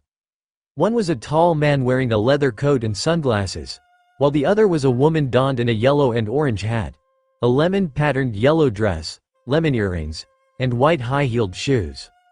Nami, curious and unafraid, hopped down from Richie and asked, "Hey, who are you two oddballs?" The man, clearly irritated, shouted back, "Hey girl, who do you think you're talking to? I am Mr. 5, and this is my partner, Miss Valentine." Nami and her group couldn't help but laugh at the dramatic introduction. Stepping forward confidently, Nami shifted into her hybrid panther form and said, "Oh really? Well, let me introduce us, the dorky boy with glasses is Kobe." "Hey, I'm not dorky," Kobe protested, tears nearly welling in his eyes as he tried to defend himself. "The lion is Richie," Nami continued, and the fierce-looking lion shot them all a menacing glare. "The girl is Pudding," she added. Pudding opened her third eye menacingly for effect. "And this is Alvida," Nami concluded proudly, "also known as Iron Mace Alvida, bounty 30 million berries. And my name is Nami, known as Panther Lady, with a bounty of 35 million berries." Alvida scoffed and shot back, "For now, I intend to have a bigger bounty than you, girl." Nami, unfazed, replied cheekily, "You'll have to try harder, Grandma." "What did you say, you greedy witch?" Alvida retorted angrily. Kobe, sensing the brewing conflict, interjected, "Hey, could you two finish this later? We have more important things to deal with."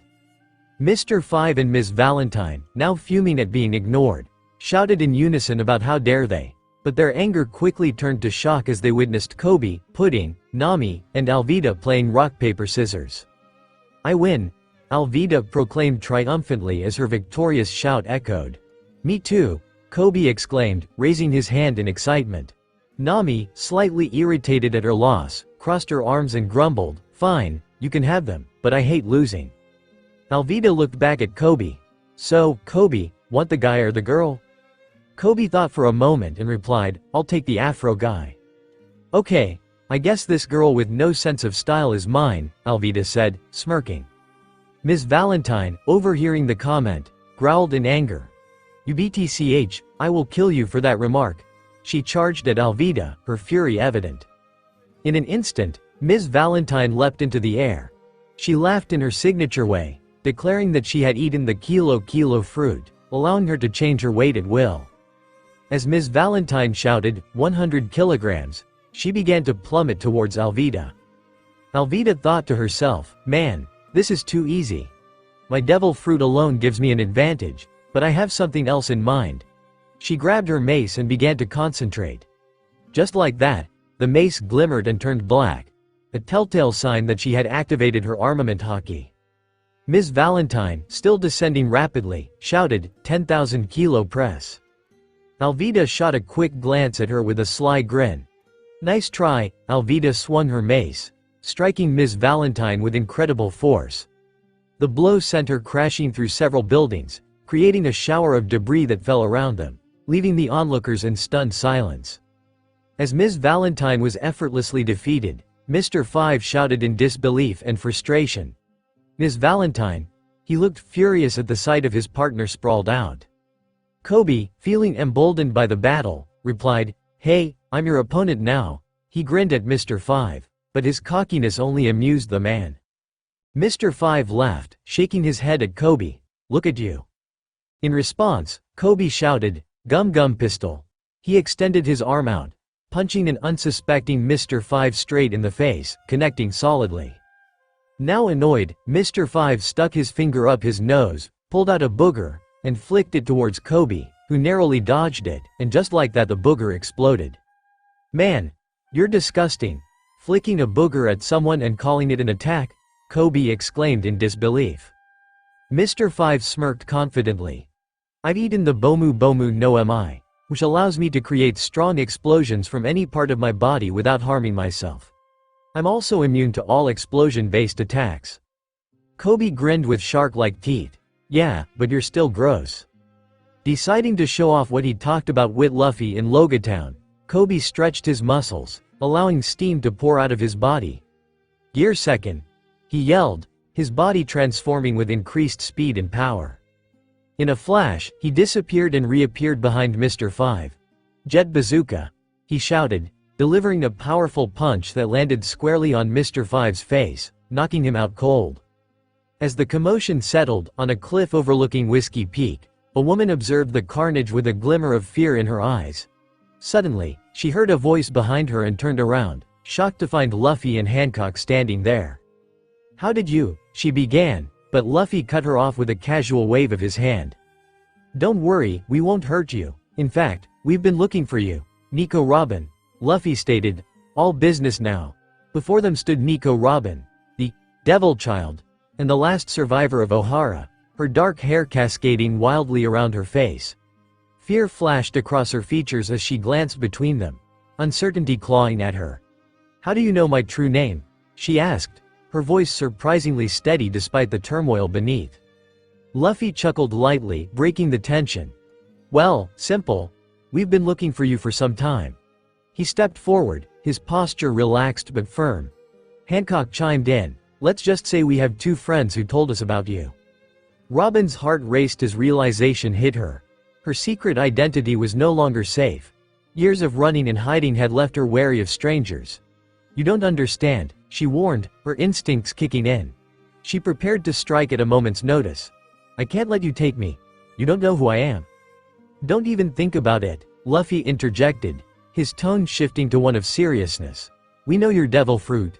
The Hana no am I. And we've noticed you've been watching us. You know you don't stand a chance against me or Hancock. Just give up and surrender now. Once we're out of here, we will explain everything. Robin flinched at his words. She had spent over 20 years evading capture and the idea of surrender was foreign to her, almost unimaginable. I won't go down easy, she shot back, determination blazing in her eyes. Hancock observed Robin's defiance, recognizing the stubbornness that mirrored her own past. This is going to be difficult, she murmured to herself, elegantly her massive snake, Salome, from behind her.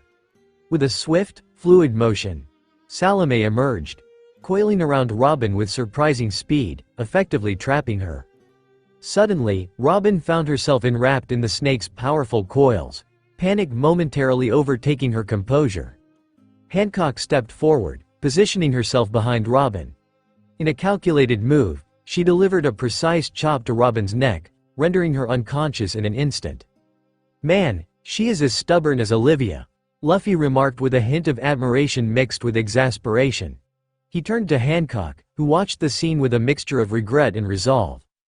A shame I had to knock her out, but it's the easiest way, she said, the weight of her actions evident in her tone. Luffy nodded in agreement, his gaze returning to Whiskey Peak, where the chaos of bounty hunters had unfolded. Let's get back to the town. I bet the rest of our crew has already beaten those bounty hunters, he said, excitement bubbling in his voice as he imagined their triumphant return. Back at Whiskey Peak, the Shadow Dragon pirates had emerged victorious in their confrontation with the bounty hunters. Nami, Alvida, and Kobe stood triumphant, having successfully captured Mr. 5 and Miss Valentine during the chaotic battle. The duo was now tied up and squirming on the ground, their attempts to escape thwarted. Let us go this instant, shouted Mr. 5, his voice filled with desperation. You don't know who you're messing with. Nami, with a confident smirk, shifted into her panther hybrid mode, her muscles rippling as she prepared to intimidate the captives. Look, you two have two options, she said, accentuating her words as she stepped closer, her retractable claws glinting in the light. The first is to shut up. She took another step forward, closing the distance, her eyes narrowing menacingly.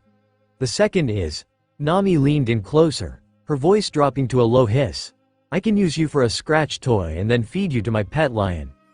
Mr. 5 and Miss Valentine exchanged horrified glances, their bravado swiftly disappearing as they noticed Richie, Nami's pet lion, licking his face with a fork and knife in his paws, a comically absurd sight that contrasted with the perilous situation.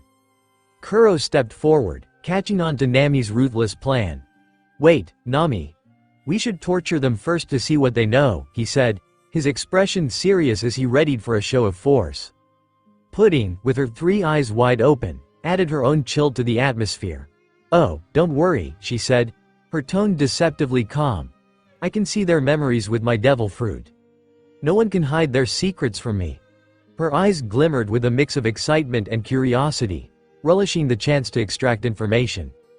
As Mr. Five and Miss Valentine's faces went pale with fear, their expressions turning to sheer horror, a new presence approached. They looked up to see Luffy and Hancock making their way through the crowd, an undeniable air of authority surrounding them. Hancock, radiating strength and confidence, scanned the scene before her, noting the captives tied up and the chaos that had ensued. "What's going on here?" she asked, her voice crisp and commanding. Luffy grinned widely, unfazed by the tense atmosphere. "Looks like we've taken care of the bad guys. They're just sharing how scared they are," he said, his cheerful demeanor drawing eye rolls from his crew. Mr. Five and Miss Valentine's expressions twisted in despair as they realized they were surrounded by formidable foes. The arrival of Luffy and Hancock was the last thing they wanted to see. As they screamed for release, the tension in the air hung thick, setting the stage for what would surely be a showdown of wills and wits in the shadow of Whiskey Peak. The Shadow Dragon pirates were ready to uncover the secrets the Baroque Works agents held, and no one was getting away that easily. Luffy approached the captured Mr. Five and Miss Valentine, the intensity of the moment radiating from him. "So, you two work for Crocodile?" he said, a knowing grin forming on his face. The looks of sheer terror that flashed across Mr. Five and Miss Valentine were palpable. Their worst fears had come to fruition. They had not expected their boss, Mr. Zero, to be known to others, especially not now with their fates hanging by a thread. Their dread intensified as they noticed Ms. All Sunday, unconscious and slung over Hancock's shoulder, the very person they feared and know is their boss's partner. Seeing her taken down felt like a death sentence for them, leaving them feeling more trapped than ever. "Hey, Zoro, Kuro," Luffy called, gesturing towards the pair. "Take these two and her," he pointed to Robin, "put them in sea stone cuffs and lock them in the ship's cells for now." Without hesitation, Zoro and Kuro nodded, ready to escort the prisoners away, efficiently managing the situation as they moved. After ensuring the captives were handled, Luffy turned to the rest of the crew. "Hey, where are Sanji and Yamato?" Nami chimed in, "Oh, they saw something and went to check it out." Just as she finished speaking, Sanji and Yamato came into view, the latter carrying a surprisingly large duck with a saddle on its back. Yamato's face lit up with excitement as she approached. "Luffy, Hancock. Look what I found. This guy will make a great dinner." Vivi, horrified, rushed forward.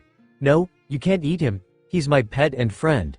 Her protests were filled with panic as she stepped protectively between Yamato and the duck, whom she affectionately named Kuru. Yamato, taken aback by Vivi's plea, replied, "Are you sure? Sanji already has some ideas on how to cook him." "Yamato, let him go," Luffy said, his tone light yet firm. Sighing, Yamato relented. "Okay," she agreed, gently releasing Kuru. The duck, tears welling up in its eyes, rushed to Vivi's side, burying its head against her for comfort. Vivi hugged Kuru tightly, relieved to have her friend back. As the crew shared a small moment of relief, Sanji cleared his throat, shifting the focus. "What about these two?" he asked, shoving a captured otter dressed in a polka dot outfit and a vulture wearing a flying helmet into view. Vivi recognized them immediately. "That's Mr. 13 and Miss Friday. They're the unluckies. They serve as messengers for Mr. Zero and are responsible for executing any Baroque Works agents that fail their missions." Sanji scoffed, looking at the goofy duo in front of him. "What, this chicken and this rat? You got to be kidding me?" Luffy couldn't help ardity of the situation. "Throw these two in the cells as well. If I can't find some use for them, you can cook them, Sanji." "Got it, Captain," Sanji replied, a mischievous grin on his face as he grabbed the reluctant prisoners. As the Shadow Dragon pirates boarded their ship, they prepared to leave Whiskey Peak behind. Alongside them were Vivi, her pet duck Kuru, and the captured prisoners. The atmosphere was tense, yet filled with a sense of camaraderie as the crew sailed on. Vivi turned to Luffy with a concerned expression. "Where's Igaram?" Relax, Luffy said with his typical carefree demeanor. He's on his way to Alabasta to inform King Cobra about everything. Hancock and I gave him an eternal pose we found on Nico Robin. At the mention of Robin's name, Vivi's eyes widened. Wait, Nico Robin? That's Miss All Sunday's real name? Luffy nodded confidently. Yep, it is. He then turned to her, his tone growing serious. Listen, princess, while we are allies now, I cannot allow you to be a burden on this ship. When we reach Alabasta, I can't guarantee your safety. Vivi understood the weight of his words. Though Igaram had taught her some combat techniques, she knew she was far weaker compared to Luffy and his crew. The thought of becoming a liability weighed heavily on her mind. Luffy then smiled, lightening the mood. Well, I think it's time. He opened a black hole with his shadow powers and pulled out the last devil fruit he and Hancock collected over the years. Vivi's curiosity piqued. What? She exclaimed, is that? Luffy interrupted her excitement. Yap. It is the Kitsune no Mi. Sabaku no Kitsune. What? Vivi gasped. But how did you get this? This is a legendary devil fruit that transforms you into one of Alabasta's guardians. Her eyes sparkled with wonder as she processed the information. Luffy grinned broadly. I have my sources. So, do you accept it? I believe you and this fruit are meant for each other. Vivi was taken aback, her heart racing at the possibility of wielding such power. The idea of becoming one of Alabasta's guardians filled her with hope and determination. I accept, she finally declared, steeling her resolve. This could be my chance to protect my kingdom. Hancock appeared on the deck, noticing the scene unfold before her. You're giving her the last devil fruit? She asked, a hint of surprise in her voice. Luffy nodded, his excitement palpable, of course. Hancock turned to Vivi, her expression serious. Just use it wisely. It was a pain in the ass tracking this fruit down. Vivi nodded, feeling a mix of gratitude and trepidation. She picked up the Kitsune no Mi, admiring its stunning appearance, a golden pear with intricate swirls resembling sand dunes. At the top, leaf-like protrusions shaped like fox ears added to its charm. Taking a deep breath, she bit into the fruit. As the overwhelming taste washed over her, a wave of disgust threatened to make her retch. She struggled to swallow, but with resolve, she forced it down. As soon as she swallowed, an incredible sensation began to surge through her body. Okay, now transform, Luffy encouraged, drawing from his own experience as a zone user. Vivi concentrated deeply, and, in an instant, her form began to change. She transformed into a magnificent, giant golden fox with 3 bushy tails, her eyes gleaming a brilliant golden hue. Congratulations, Vivi. You are now the fox of the sands, Luffy exclaimed, beaming with pride. A godlike fox with the ability to control sand, create oases, and as the cherry on top, you can command desert animals. In her majestic fox form, Vivi spoke, her voice a unique blend of her new instincts and her own consciousness. Thank you. But this is hard. I'm struggling not to pounce on something. It's like my instincts are telling me to attack smaller prey or something like that. Hancock nodded knowingly. That's how zones work. You gain traits from the animal. Take Nami for example. She can't stop eating sushi and scratching her claws on the ship's mast. Nami, who had been nearby, shot back with a playful glare. Oh, like you're one to talk, you sweet obsessed Medusa. In reaction, Hancock morphed her hair into living snakes, eyes narrowing in a teasing challenge. What was that, catgirl? Nami, ready for a playful fight, shifted into her panther hybrid mode, fur bristling. You want to fight, snakehair? Hey, calm down, you two, Luffy interjected, stepping between them. He turned to Vivi, offering her encouragement. Okay, now try to assess your hybrid mode. It will give you more control. Vivi nodded, focusing on Luffy's advice. She began to concentrate again, and her form shifted once more. She transformed into her hybrid mode, now towering over 2.5 meters tall with fox-like ears adorning her head and a fox-like appearance. Her golden fur shone brightly, and her 3 fluffy tails swished behind her triumphantly. Later that day, Nami sat in the map room, her brow furrowed in concentration as she calculated their current course. Luffy told me to follow the log pose, and by this map of the Grand Line, we're heading for an island called Little Garden, she murmured to herself. As she traced the route, her mind wandered, and a sigh escaped her lips. "Anne, how do I tell him and Hancock what I feel? I mean, they're getting married, and how can I just say I have a crush on both of them? What's wrong with me? It's bad enough I have a crush on Luffy, but on Hancock as well." She was deep in thought, scribbling something down on a piece of paper when Alvida walked into the map room. Startled, Nami panicked. "Alvida, what is the matter?" Alvida, with a knowing smile, replied, "Nothing, I just wanted to know our course. You seem lost in thought." In a rush, Nami replied, "Who, me? No," but before she could hide it, Alvida's eyes fell upon the notes scattered on the table and the paper that had slipped to the floor. Picking it up, she began to read aloud, her expression shifting. "Luffy, Hancock, and Nami together forever?" Nami's face turned bright red, embarrassment flooding her cheeks as she realized what Alvida had found. "No, please don't go around telling anyone," she pleaded, flailing her arms in protest. Alvida chuckled, amused by Nami's flustered state. "Oh, looks like someone has a crush on the captain and the vice-captain." "Stop it," Nami exclaimed, her voice a mix of desperation and humiliation. "Please, Alvida, don't tell anybody." Alvida smiled knowingly and replied, "Okay, I won't say anything. But you should consider telling them how you feel at least." Nami shook her head vehemently. "No way. Out of the question. I don't want to look like some kind of pervert. Plus, they're engaged." Alvida raised an eyebrow, a hint of concern in her tone. "Fine, do what you want. Your secret is safe with me. But I suggest you don't suppress your feelings. You never know when you'll regret it." With that, Alvida walked out of the room, leaving Nami to her thoughts. She sat at the table, the weight of her emotions pressing down on her. Should she tell them? The thought terrified her. "What if I look like a pervert?" she muttered to herself, her mind racing as she considered the possible outcomes of revealing her feelings. Later that evening, the Shadow Dragon pirates and Vivi gathered around the table for dinner, laughter and chatter filling the air. Vivi, still getting accustomed to her new abilities from the Kitsune no Mi, found herself developing an unexpected craving for poultry. To her delight, there was a generous spread of roasted turkey on the table.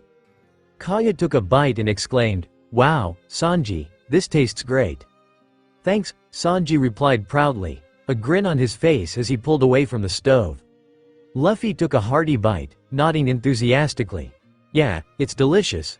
Where did you get a turkey this big?" Sanji shrugged. "Pudding cooked this dish, actually." Vivi chimed in, her eyes sparkling with delight.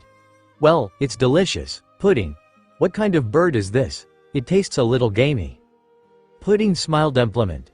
"Oh, that's Miss Friday," she said, a hint of mischief in her tone. The table went silent for a moment, shock settling over the crew as they processed what she had just said. Faces turned incredulous. Luffy was the first to speak. "Wait, what? You mean, this is one of our prisoners?" Pudding nodded, her expression unbothered. "I was bringing them dinner when this bird tried to attack me, but I overpowered it. Since Sanji told me not to waste food, I decided to cook it." The other Shadow Dragon pirates exchanged slightly disturbed glances but soon returned to eating. As the absurdity of the situation sunk in, a chuckle spread around the table. Luffy shrugged nonchalantly, taking another bite of his turkey. "Oh well, one less prisoner to feed," he said with a grin, his carefree attitude infectious.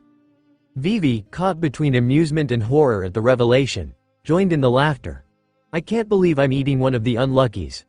This is so surreal." 2 days later, as the Shadow Dragon pirates sailed on towards Little Garden, the atmosphere on deck was one of determination and hard work. Having completed a rigorous training session, Luffy addressed the crew. "Congratulations, Kuro, Zoro, Sanji, and Alvida. You're using your armament hockey like pros, but remember, this is only the start." The four nodded in appreciation, their spirits boosted by Luffy's praise. Luffy also extended his gratitude to Yamato for training them, acknowledging her efforts in honing their skills. Turning to Yamato, Luffy gave his next instruction. "Yamato, could you go and get Nico Robin from the cells and bring her to a private meeting with me and Hancock?" Yamato nodded, setting off to fulfill the task. About 30 minutes later, Luffy and Hancock were in their cabin when Yamato brought Nico Robin in. Luffy smiled warmly. "Yamato, get the cuffs off her." Yamato took out a key and unlocked the seastone cuffs that had bound Robin. Robin, though free, stood a bit confused and wary, knowing the formidable reputations of Luffy and Hancock. Stories about Hancock's actions against a celestial dragon and a member of Big Mom's family, as well as Luffy's legendary battle with Kaido, were widely known. "What do you want with me?" Robin asked, her voice steady despite her apprehension. Hancock answered, "You're a hard woman to find, Robin. Luffy and I have actually been searching for you for 2 years to recruit you." "Why should I join you?" Robin replied, skeptical. Luffy responded with certainty, "Simple. We can make your dream come true." Robin's skepticism deepened. "You don't know anything about me." "Oh, we do," Luffy said, his tone suggesting confidence. "In fact, 2 good friends of ours told us about you." Robin's mind raced. Who could they be referring to? No one knew her dream except. Before she could voice her doubts, Luffy spoke again, as if reading her thoughts. "You don't believe us, do you? Well, I can prove it." Luffy walked over to his desk, retrieving a special Den Mushi. He dialed a number and spoke into the receiver. "Hey, Dad, you there?" A voice came through the line. "Oh, Luffy, what is it?"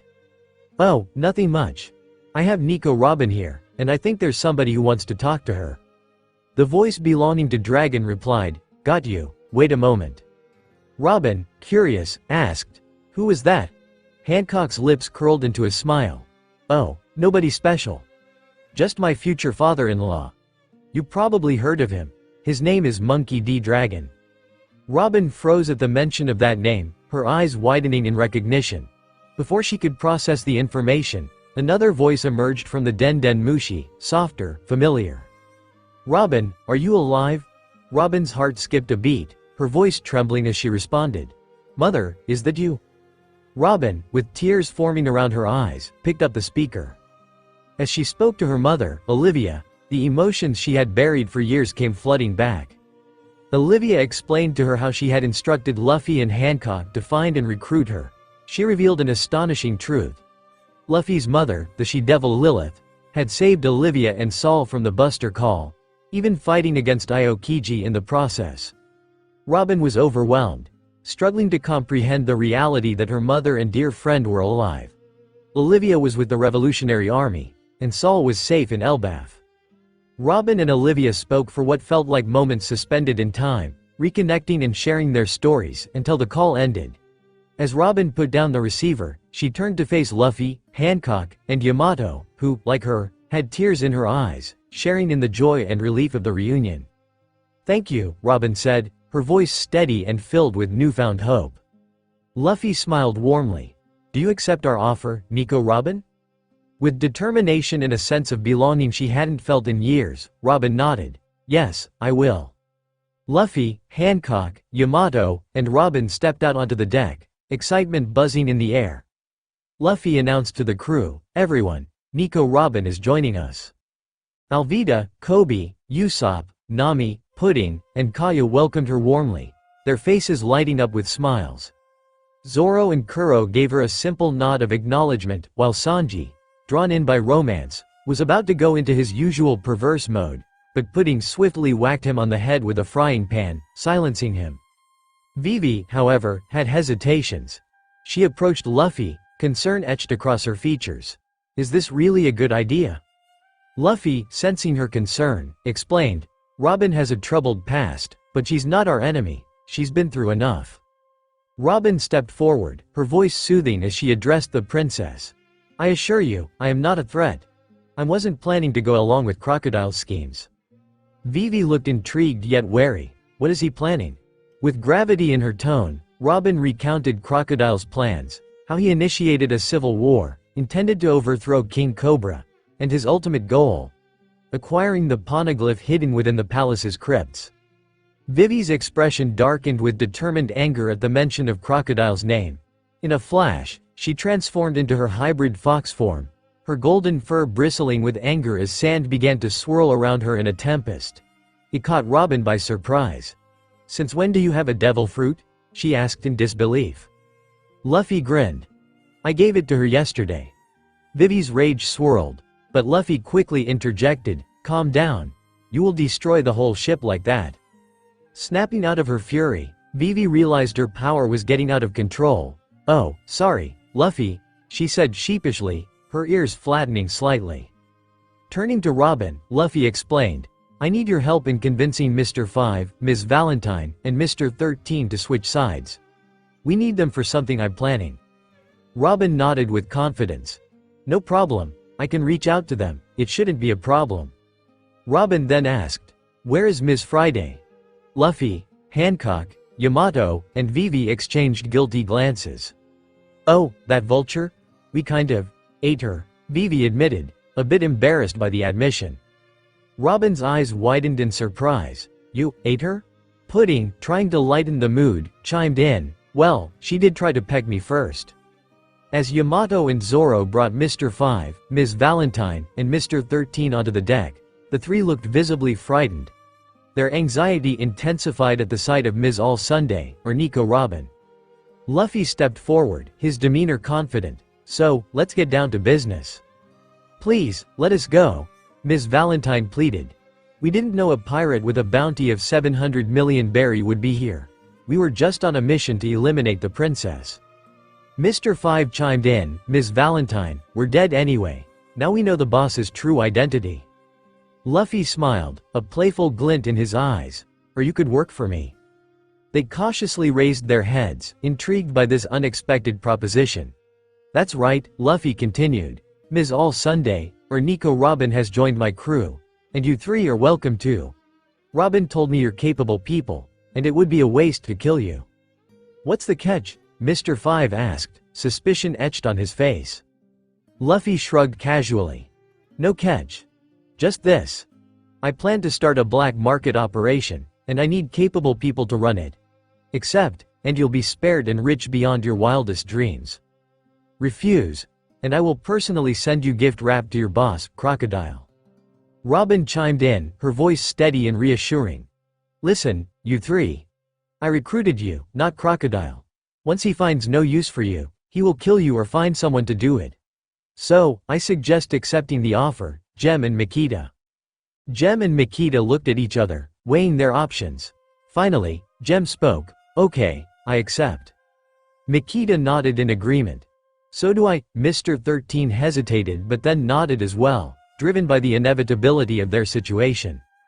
Kaya, watching the interaction, felt a mix of sympathy and amusement, finding the little otter surprisingly cute. Luffy smiled. "Okay. Gem, Makita, and you too, 13, welcome pirates." Makita then added, "Oh, one more thing, my best friend, Marianne, or Ms. Golden Week. We're like sisters. Can she join as well?" Luffy replied enthusiastically, "No problem. I plan to recruit all of Crocodile's agents, from 5 to 1, and their partners." "Good. You should definitely recruit Mr. 3, Gem suggested. Robin added, "Oh, Goldano, yes. He has a useful devil fruit and he's clever. He and Ribrianne are on our next island, Little Garden." "Excellent. Once I recruit all of Crocodile's top agents, I will tell you my plans," Luffy declared, and the three nodded with enthusiasm. However, feeling a little embarrassed, Luffy sheepishly mentioned, "Oh, and we kind of ate Miss Friday, sorry." 13, hearing this revelation, burst into cartoonish tears, forgetting his earlier bravado. Out of nowhere, he started placing a makeshift shrine with Miss Friday's picture on it, praying earnestly. "Come on, don't be a drama llama," Luffy said, rolling his eyes slightly. Kaya stepped over to comfort 13, saying, "Oh, don't cry, I can be your friend." Seeing Kaya's kind gesture, 13 managed a small smile. "Hey Kaya, are you sure?" Usopp asked casually. "Yes, I am. I like this little guy," Kaya replied, picking up 13 and placing him on her shoulder. Later that evening, during dinner, the Shadow Dragon pirates gathered around the table, sharing tales of their day. Robin and Makita, both having endured their first grueling hockey training session with Yamato, were feeling the strain of the tough regimen. Yamato, showing no mercy, had pushed them to their limits. Meanwhile, Mr. 13, now affectionately named Ollie by Kaya, was eating beside his new caretaker, enjoying his meal. Gem, having misbehaved during training by flicking a booger at Yamato, a gesture both disrespectful and gross, found himself assigned to 3 days of kitchen duties as punishment. In the kitchen, He aided Sanji and Pudding, reflecting on the lesson learned. Across the table, Usopp struck up a conversation with Robin and Makita. "Wow, Robin, do you really have a bounty of 79 million berry?"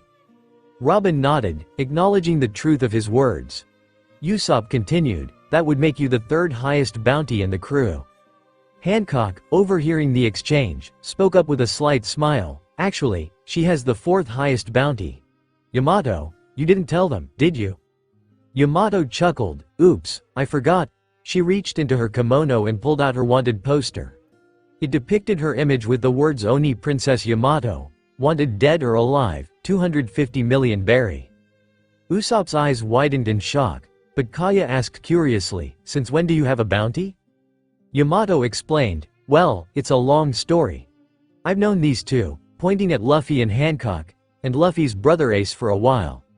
They helped me escape Wano, and since Kaido is my dad, it was only a matter of time before this happened." Kaya, intrigued by the mention of Ace, asked, "Who is Ace?" Luffy smiled, pride evident in his voice. "Fire Fist Ace, the commander of Whitebeard's 2nd Division. Bounty. 1 billion berry. And he's my older brother." Hancock added, "Yes, Ace, Luffy, and I grew up together. I consider him an older brother." Seeing the crew's astonished expressions, Luffy decided to share more. "Oh, I forgot to tell you about our allies." Nami teased, "Who, Buggy?" Luffy shook his head. "No, our other allies that will officially be known once we make Alabasta our territory. They are Whitebeard, red-haired Shanks, the Revolutionary Army, the Giants of Elbaf, the Shandorians, and the Kuja Pirates." Hearing this, jaws dropped around the table. The idea of being in alliance with not just two emperors, but also the legendary Giants, the all-female Kuja Pirates, and others was mind-blowing. Curious, Kuro asked, "And who are the Shandorians?" Hancock explained, "They live on Sky Island. After Alabasta, we can take a week's vacation up there. Who knows, maybe we can visit Amazon Lily soon as well." At the mention of Amazon Lily, Sanji's eyes lit up with stars. He began bowing and kissing Hancock's feet. "Thank you, Hancock. Thank you, I will visit paradise." Just as he said that, Pudding, ever watchful, smacked him on the head with a frying pan again, leaving a dent. "Pervert," she chided. Luffy approached Sanji and warned, "Sanji, you've got to get your affections towards girls under control, or else." Sanji, slightly scared, asked, "Or else what?" With a serious tone, Luffy replied, "Or else, while we visit Amazon Lily, you will go to Okama Island." "What's Okama Island?" Sanji asked, confused. Luffy leaned in and whispered the details, causing Sanji's face to turn pale. No, I'll behave. I promise. No more complimenting the ladies. I'm stoned now. I'll be a monk. Just don't send me there," Sanji pleaded dramatically, his desperation clear to everyone around the table. Hancock, not passing up the opportunity to tease Luffy, turned to Sanji with a mischievous grin. "Oh, don't worry, Sanji. Luffy won't go near Okama Island, although Ivankov was caught by the world government 3 years ago and locked and impelled down. Luffy is scared to death of him." "Don't remind me," Luffy groaned, a shiver running down his spine. "I still have nightmares thanks to him." Curious, Nami asked, "Why is Luffy so scared of Ivankov? Last I heard, he was with the Revolutionary Army." Hancock explained, "Oh, he is.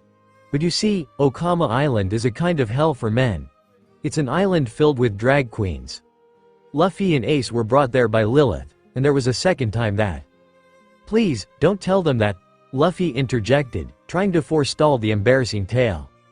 Hancock chuckled and continued, "During our training with Lilith, Luffy challenged Ivankov.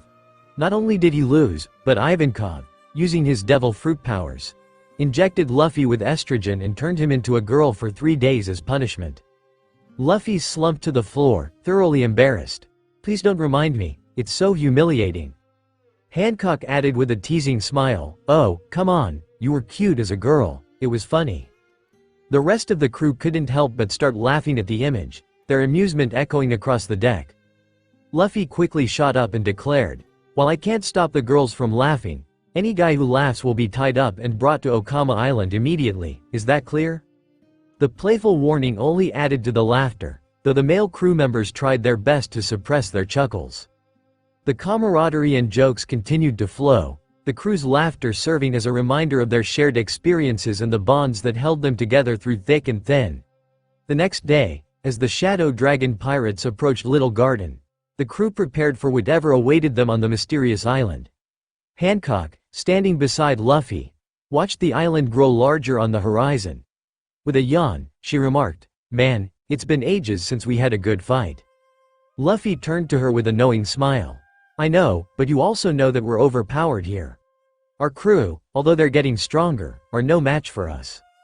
Hancock nodded in agreement, a hint of frustration in her voice. "I know, but ever since we started this trip, I feel useless. I need a good workout, Luffy." Luffy chuckled, appreciating her warrior spirit. "Tell you what, once we recruit Mr. 3 and his partner, you and I can have a spar. Let the crew see our true power. Other than Yamato, none of them have seen us fight at 100%. Hancock's eyes lit up. "Finally, to tell you the truth, I was getting tired of holding back. You may be my fiancé and my captain, but don't forget, I am still a Kuja warrior at heart." Luffy leaned in and kissed her, whispering, "I know. Oh, by the way, I'm going to spar with Kobe. How about you warm up by fighting him instead?" Hancock considered it and nodded. "Okay, I guess, why not?" Turning to the deck, Luffy called out, "Hey, Kobe, get over here." Kobe approached quickly, eager and attentive. "Yes, Captain?" Luffy grinned at him. "Kobe, today you'll get the chance to go all out. You're not fighting me. You're fighting Hancock. Oh, and she won't hold back like I do." Panic flashed in Kobe's eyes. "What, are you sure?" Nami, overhearing the conversation, shouted from the helm, "We'll be at Little Garden in 10 minutes. Hancock reassured Kobe with a confident smile, "Oh, don't worry. This will take 2 minutes at most." Kobe steeled himself, accepting the challenge despite his nerves. On deck, the crew gathered around, eager to witness the spectacle. It was a chance to see one of their strongest in action, pushing Kobe to his limits and giving everyone a glimpse into the incredible strength that had helped guide them on their journey. Luffy gathered the crew, excitement bubbling through the air. "Today, you're in for a show. First, Hancock will fight against Kobe. And then, once we finish our business in Little Garden, Hancock and I will have a battle so you all can see our full power." The announcement shocked everyone, especially Yamato and Pudding. "Are you sure?"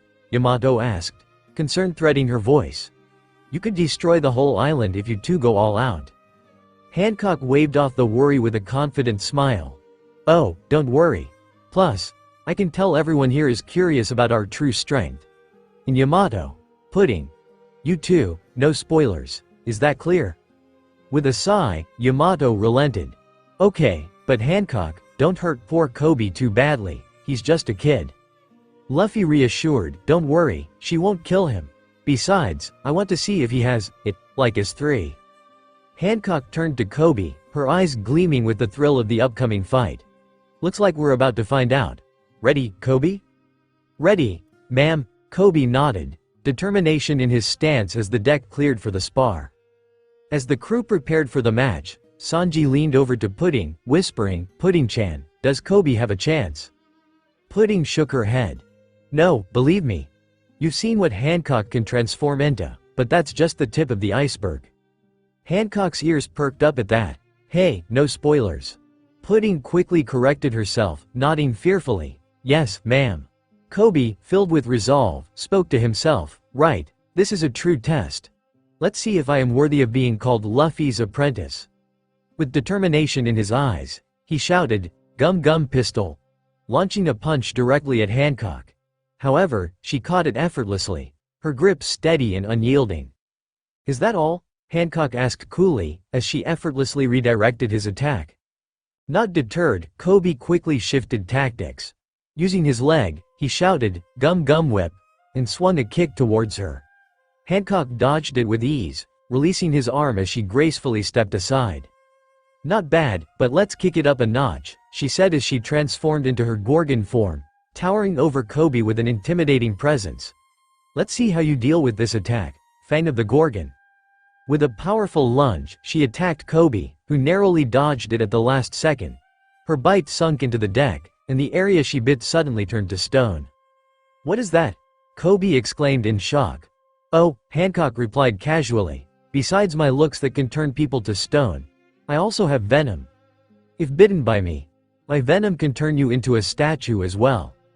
Not only are my fangs venomous, but my claws and my hair snakes possess the same venom." Hearing this, the rest of the crew were taken aback, while poor Kobe felt a wave of terror wash over him. Nami whispered to Kaya, "Man, she's a killing machine." Kaya nodded in agreement. "Don't forget, she's mastered 3 types of hockey as well." Refusing to back down, Kobe gathered his strength. "Okay, take this." Gear second, Kobe's speed dramatically increased, and in a flash, he disappeared, reappearing behind Hancock to land a punch on her back.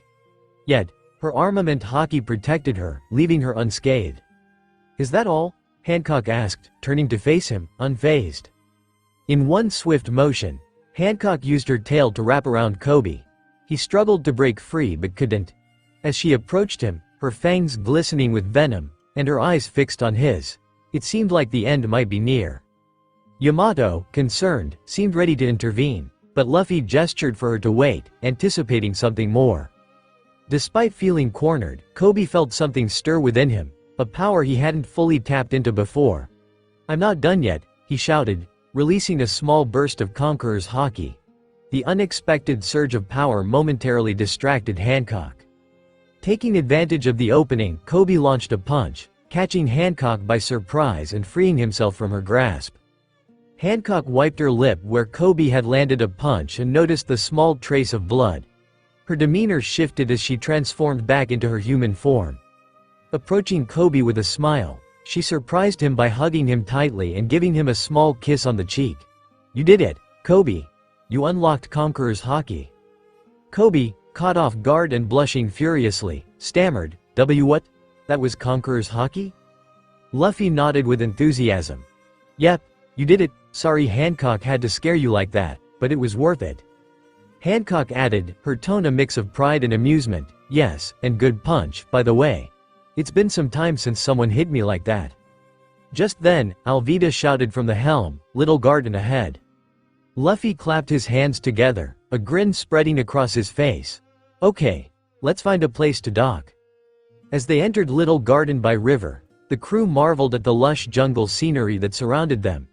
The island felt alive, a vibrant jungle that seemed almost prehistoric.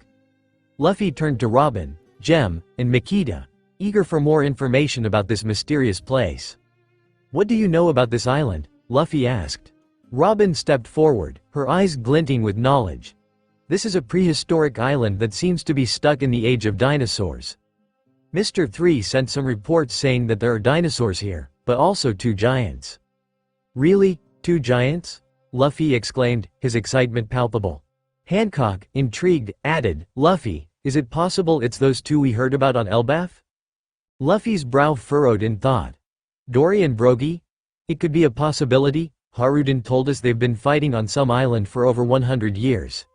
If we find them, we should tell them to return to Elbaf somehow." As the ship transitioned from the open sea to a winding river, the jungle of Little Garden revealed itself in all its lush glory.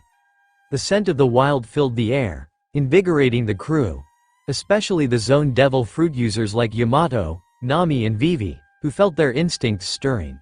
Nami, her aunt, exclaimed, "What's happening? I feel like I just want to jump off the ship and chase something." Vivi echoed her sentiment, "Me too." Luffy smiled knowingly. "Easy, it's your predatory instincts kicking in. Hancock, Yamato and I feel it as well." Just then, as they glided along the river, a large tiger emerged from the jungle. Usopp panicked, shouting, "Tiger!" Kaya, her eyes filled with astonishment, observed, "Wow, it's the size of a rhinoceros." However, to their shock, the tiger suddenly fell over and died. "Well, that was unexpected," Luffy remarked, trying to process the turn of events. Robin speculated, "I guess it lost a fight with a stronger animal." Luffy nodded. "Yeah, so hey, Alvida, steer the ship over there. We can dock." Alvida complied and expertly maneuvered the ship to the designated spot along the riverbank. Once they docked, Luffy gathered the crew and laid out the plan. "Okay, here's the deal. Me, Hancock, Yamato, Vivi, Robin, Makita, and Gem will go find this Mr. 3 and his partner. Oh, Sanji, by the way, how are we on food? Sanji looked a bit concerned. Not great, to be honest. It should last until Alabasta, but if we have to make a detour, we might be in trouble. Luffy clapped his hands, formulating the next steps. Okay. Then, Sanji, you, Kuro, Zoro, Kaya, Nami, and Alvida will go hunting while Kobe, Pudding, and Usopp can guard the ship. Robin mentioned dinosaurs being here, so you can be the first cook to try and prepare dinosaur meat. Okay, no problem. I'll probably bag the biggest one, Sanji boasted, grinning at the thought. Zoro, with a smirk, called out, You? A pervy cook like you. Don't make me laugh. Kuro chimed in, Oh, come on, with my intelligence, I'll bag the biggest one. Kaya joined in with determination, No, I will win with my devil fruit. Hearing the rising excitement, Luffy smiled widely. Oh, how about this? We make this into a hunting competition. The winner gets 10 million berry as a prize. As soon as Luffy said those words, Nami, riding Richie the lion, jumped off the ship and onto the shore. That money is mine. See you, losers, she shouted with a competitive gleam in her eyes. Zoro chuckled, grinning. Greedy witch. As the hunting party charged into the jungle, driven by competition and enthusiasm, Luffy watched with amusement. Man, they're sure eager to beat each other, especially Kaya. Who would have thought the shy girl I recruited would turn out like this? Oh well, he mused quietly to himself. Turning to his group, Luffy asked, Ready? Hancock, Yamato, Robin, Makita, Gem, and Vivi, riding on Karoo, nodded in agreement, and the group ventured into the dense jungle, leaving only Usopp, Kobe, and Pudding on the ship. Alright, how about I make us some hot chocolate and scones? Pudding suggested. Yes, please, Usopp and Kobe chorused, eager for a treat. As Pudding brought out the snacks, the three settled comfortably on the deck, enjoying the serene day and delightful treats. These are delicious, Pudding, Kobe complimented, savoring the taste. Yeah, they hit the spot, Usopp agreed, causing Pudding to blush bashfully. Oh, stop it, you two. The peaceful moment was interrupted by a rustling sound in the bushes nearby. Alerted, Usopp grabbed his rifle, ready for whatever might emerge. As the noise drew closer, he prepared to fire, but to their surprise, a massive head popped out from the trees. Usopp, Kobe, and Pudding stood frozen in shock as the giant laughed heartily. Gabba baba. The giant leaned in closer, amused by their pale expressions. Oh, little ones, do you have any alcohol by chance? Though still trembling, Pudding managed to respond, We do, but it's not for drinking. We use it for cooking or for disinfection. Usopp whispered urgently, What about Zoro's private stash of sake and Luffy's collection of rare rum? Kobe responded in a panic, Are you crazy? Those two would kill us for that. Usopp retorted, also panicking, Well, better that than upsetting this big guy. As they argued, hoping to avoid provoking the giant, the situation suddenly escalated. The giant screamed, turning abruptly as a T-Rex lunged out, biting his behind. With swift precision, he grabbed his axe and decapitated the dinosaur in one mighty swing. Triumphantly, he held the T-Rex's head aloft and shouted, I am Bragi, Elbaf's greatest warrior. Facing Bragi's impressive display, Usopp, Kobe, and Pudding were struck with fear, unable to look away. Overwhelmed, Usopp fainted dramatically, leaving Kobe and Pudding to process the unexpected encounter with the legendary giant. Meanwhile, deep in the jungle, Luffy and his group, comprising Hancock, Yamato, Robin, Gem, Makita, Vivi, and Karoo, moved cautiously. Robin spoke up, I believe Mr. 3 and his partner should be around here somewhere. Luffy nodded, eager to complete their task. Excellent. The sooner we handle this, the better. As they walked, the sound of commotion caught their attention, clearly caused by the members of the hunting party. Suddenly, Zoro came flying out of a bush. As he picked himself up, he cursed, You damn witch, this is cheating. Luffy and his group watched in amusement as Nami, in her panther hybrid form and riding Richie, appeared. Kaya, her hands crackling with lightning from her devil fruit powers, was alongside her, as was Alvida, who had her mace covered in armament hockey. "Oh, it's not cheating," Nami declared confidently. "We simply teamed up together. We girls stick together," she said, glancing at Kaya and Alvida, who nodded in agreement. "So beat it, Moss Head." Luffy smiled, pleased to see their teamwork. He leaned over to Yamato and whispered, "Keep an eye on them so they don't take it too far." Just then, Kuro leapt from the bushes, his cat claw blades glinting with armament hockey. Adjusting his glasses, he addressed Zoro. "Truce?" Zoro nodded. "Truce." The two then charged at the girls in playful rivalry. With Yamato staying back as a referee, Luffy's group continued on their way. As they walked, Hancock remarked, "They're certainly getting stronger." "Yeah, did you notice Nami's claws?" Luffy replied. Hancock nodded. "Yes, she has them covered in armament as well." Gem, watching the interactions in admiration, spoke up. "Captain, your crew is getting stronger and stronger, which is why Makita and I have a request." Makita added, "Yeah, we've been thinking. We know you want us to stay in Alabasta for the operation, but we've decided. We want to join you guys on the ship." Luffy, a bit surprised, asked, "Really? Are you sure?" Gem nodded confidently. "We are, if you'll have us." Luffy smiled broadly. "Okay, you two are welcome. I think the other agents will suffice for the operation we're planning." Vivi, listening to the exchange, spoke up, "Luffy, I know we have a deal, but can you guarantee that this agreement won't make the world government target Alabasta?" Luffy turned to her reassuringly. "Don't worry, princess. Once I make Alabasta my territory, you and your father will be under my protection, and my allies' protection as well." Vivi nodded, though concern lingered. But, she asked, "We never discussed the details of this agreement." Hancock intervened with a smile. "Oh, it's nothing big. We've heard that Crocodile has a casino in Alabasta. We want it to be our center of operations." Vivi nodded, understanding their intentions. "Okay. Just please keep my father and my people safe." Luffy grinned confidently. "No problem, and don't worry about Crocodile. I can handle him." As the group ventured deeper into the jungle, Luffy caught an unmistakable scent, food. Following the aroma, they stumbled upon an intriguing scene. Sanji, in the process of roasting a T-Rex, was accompanied by a giant and a young girl along with a man whose hair was shaped like the number 3, looking rather beaten up. Noticing them, Sanji called out, "Luffy, Hancock, Robin-chan, Makita Swan, Vivi-chan, there you are." Gem scoffed playfully, "Hey, what about me?" The giant greeted them with a hearty voice. "So, Sanji, these." Angie nodded. "Yep, Dory, that's them." Hancock approached with curiosity. "Sanji, what happened here?" "Oh, nothing much," Sanji shrugged. "This idiot attacked me with his devil fruit powers, so I had to put him in his place. Then I explained to his partner that Robin, Makita, and the Boom guy are with us." Gem, annoyed, corrected Sanji. "It's Gem, you pervy cook." Luffy stepped forward and surveyed the scene, noticing Mr. 3, who sat there looking worse for wear, along with his partner, Ms. Goldenweek, who was calmly sipping tea.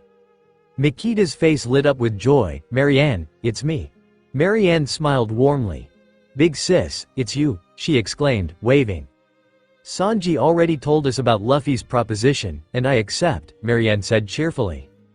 Galdino, still nursing his sore head, groaned, "I told this guy the first accept as well. Ow." Luffy spoke, "Welcome, Galdino and Marianne." He then remembered something Robin had mentioned.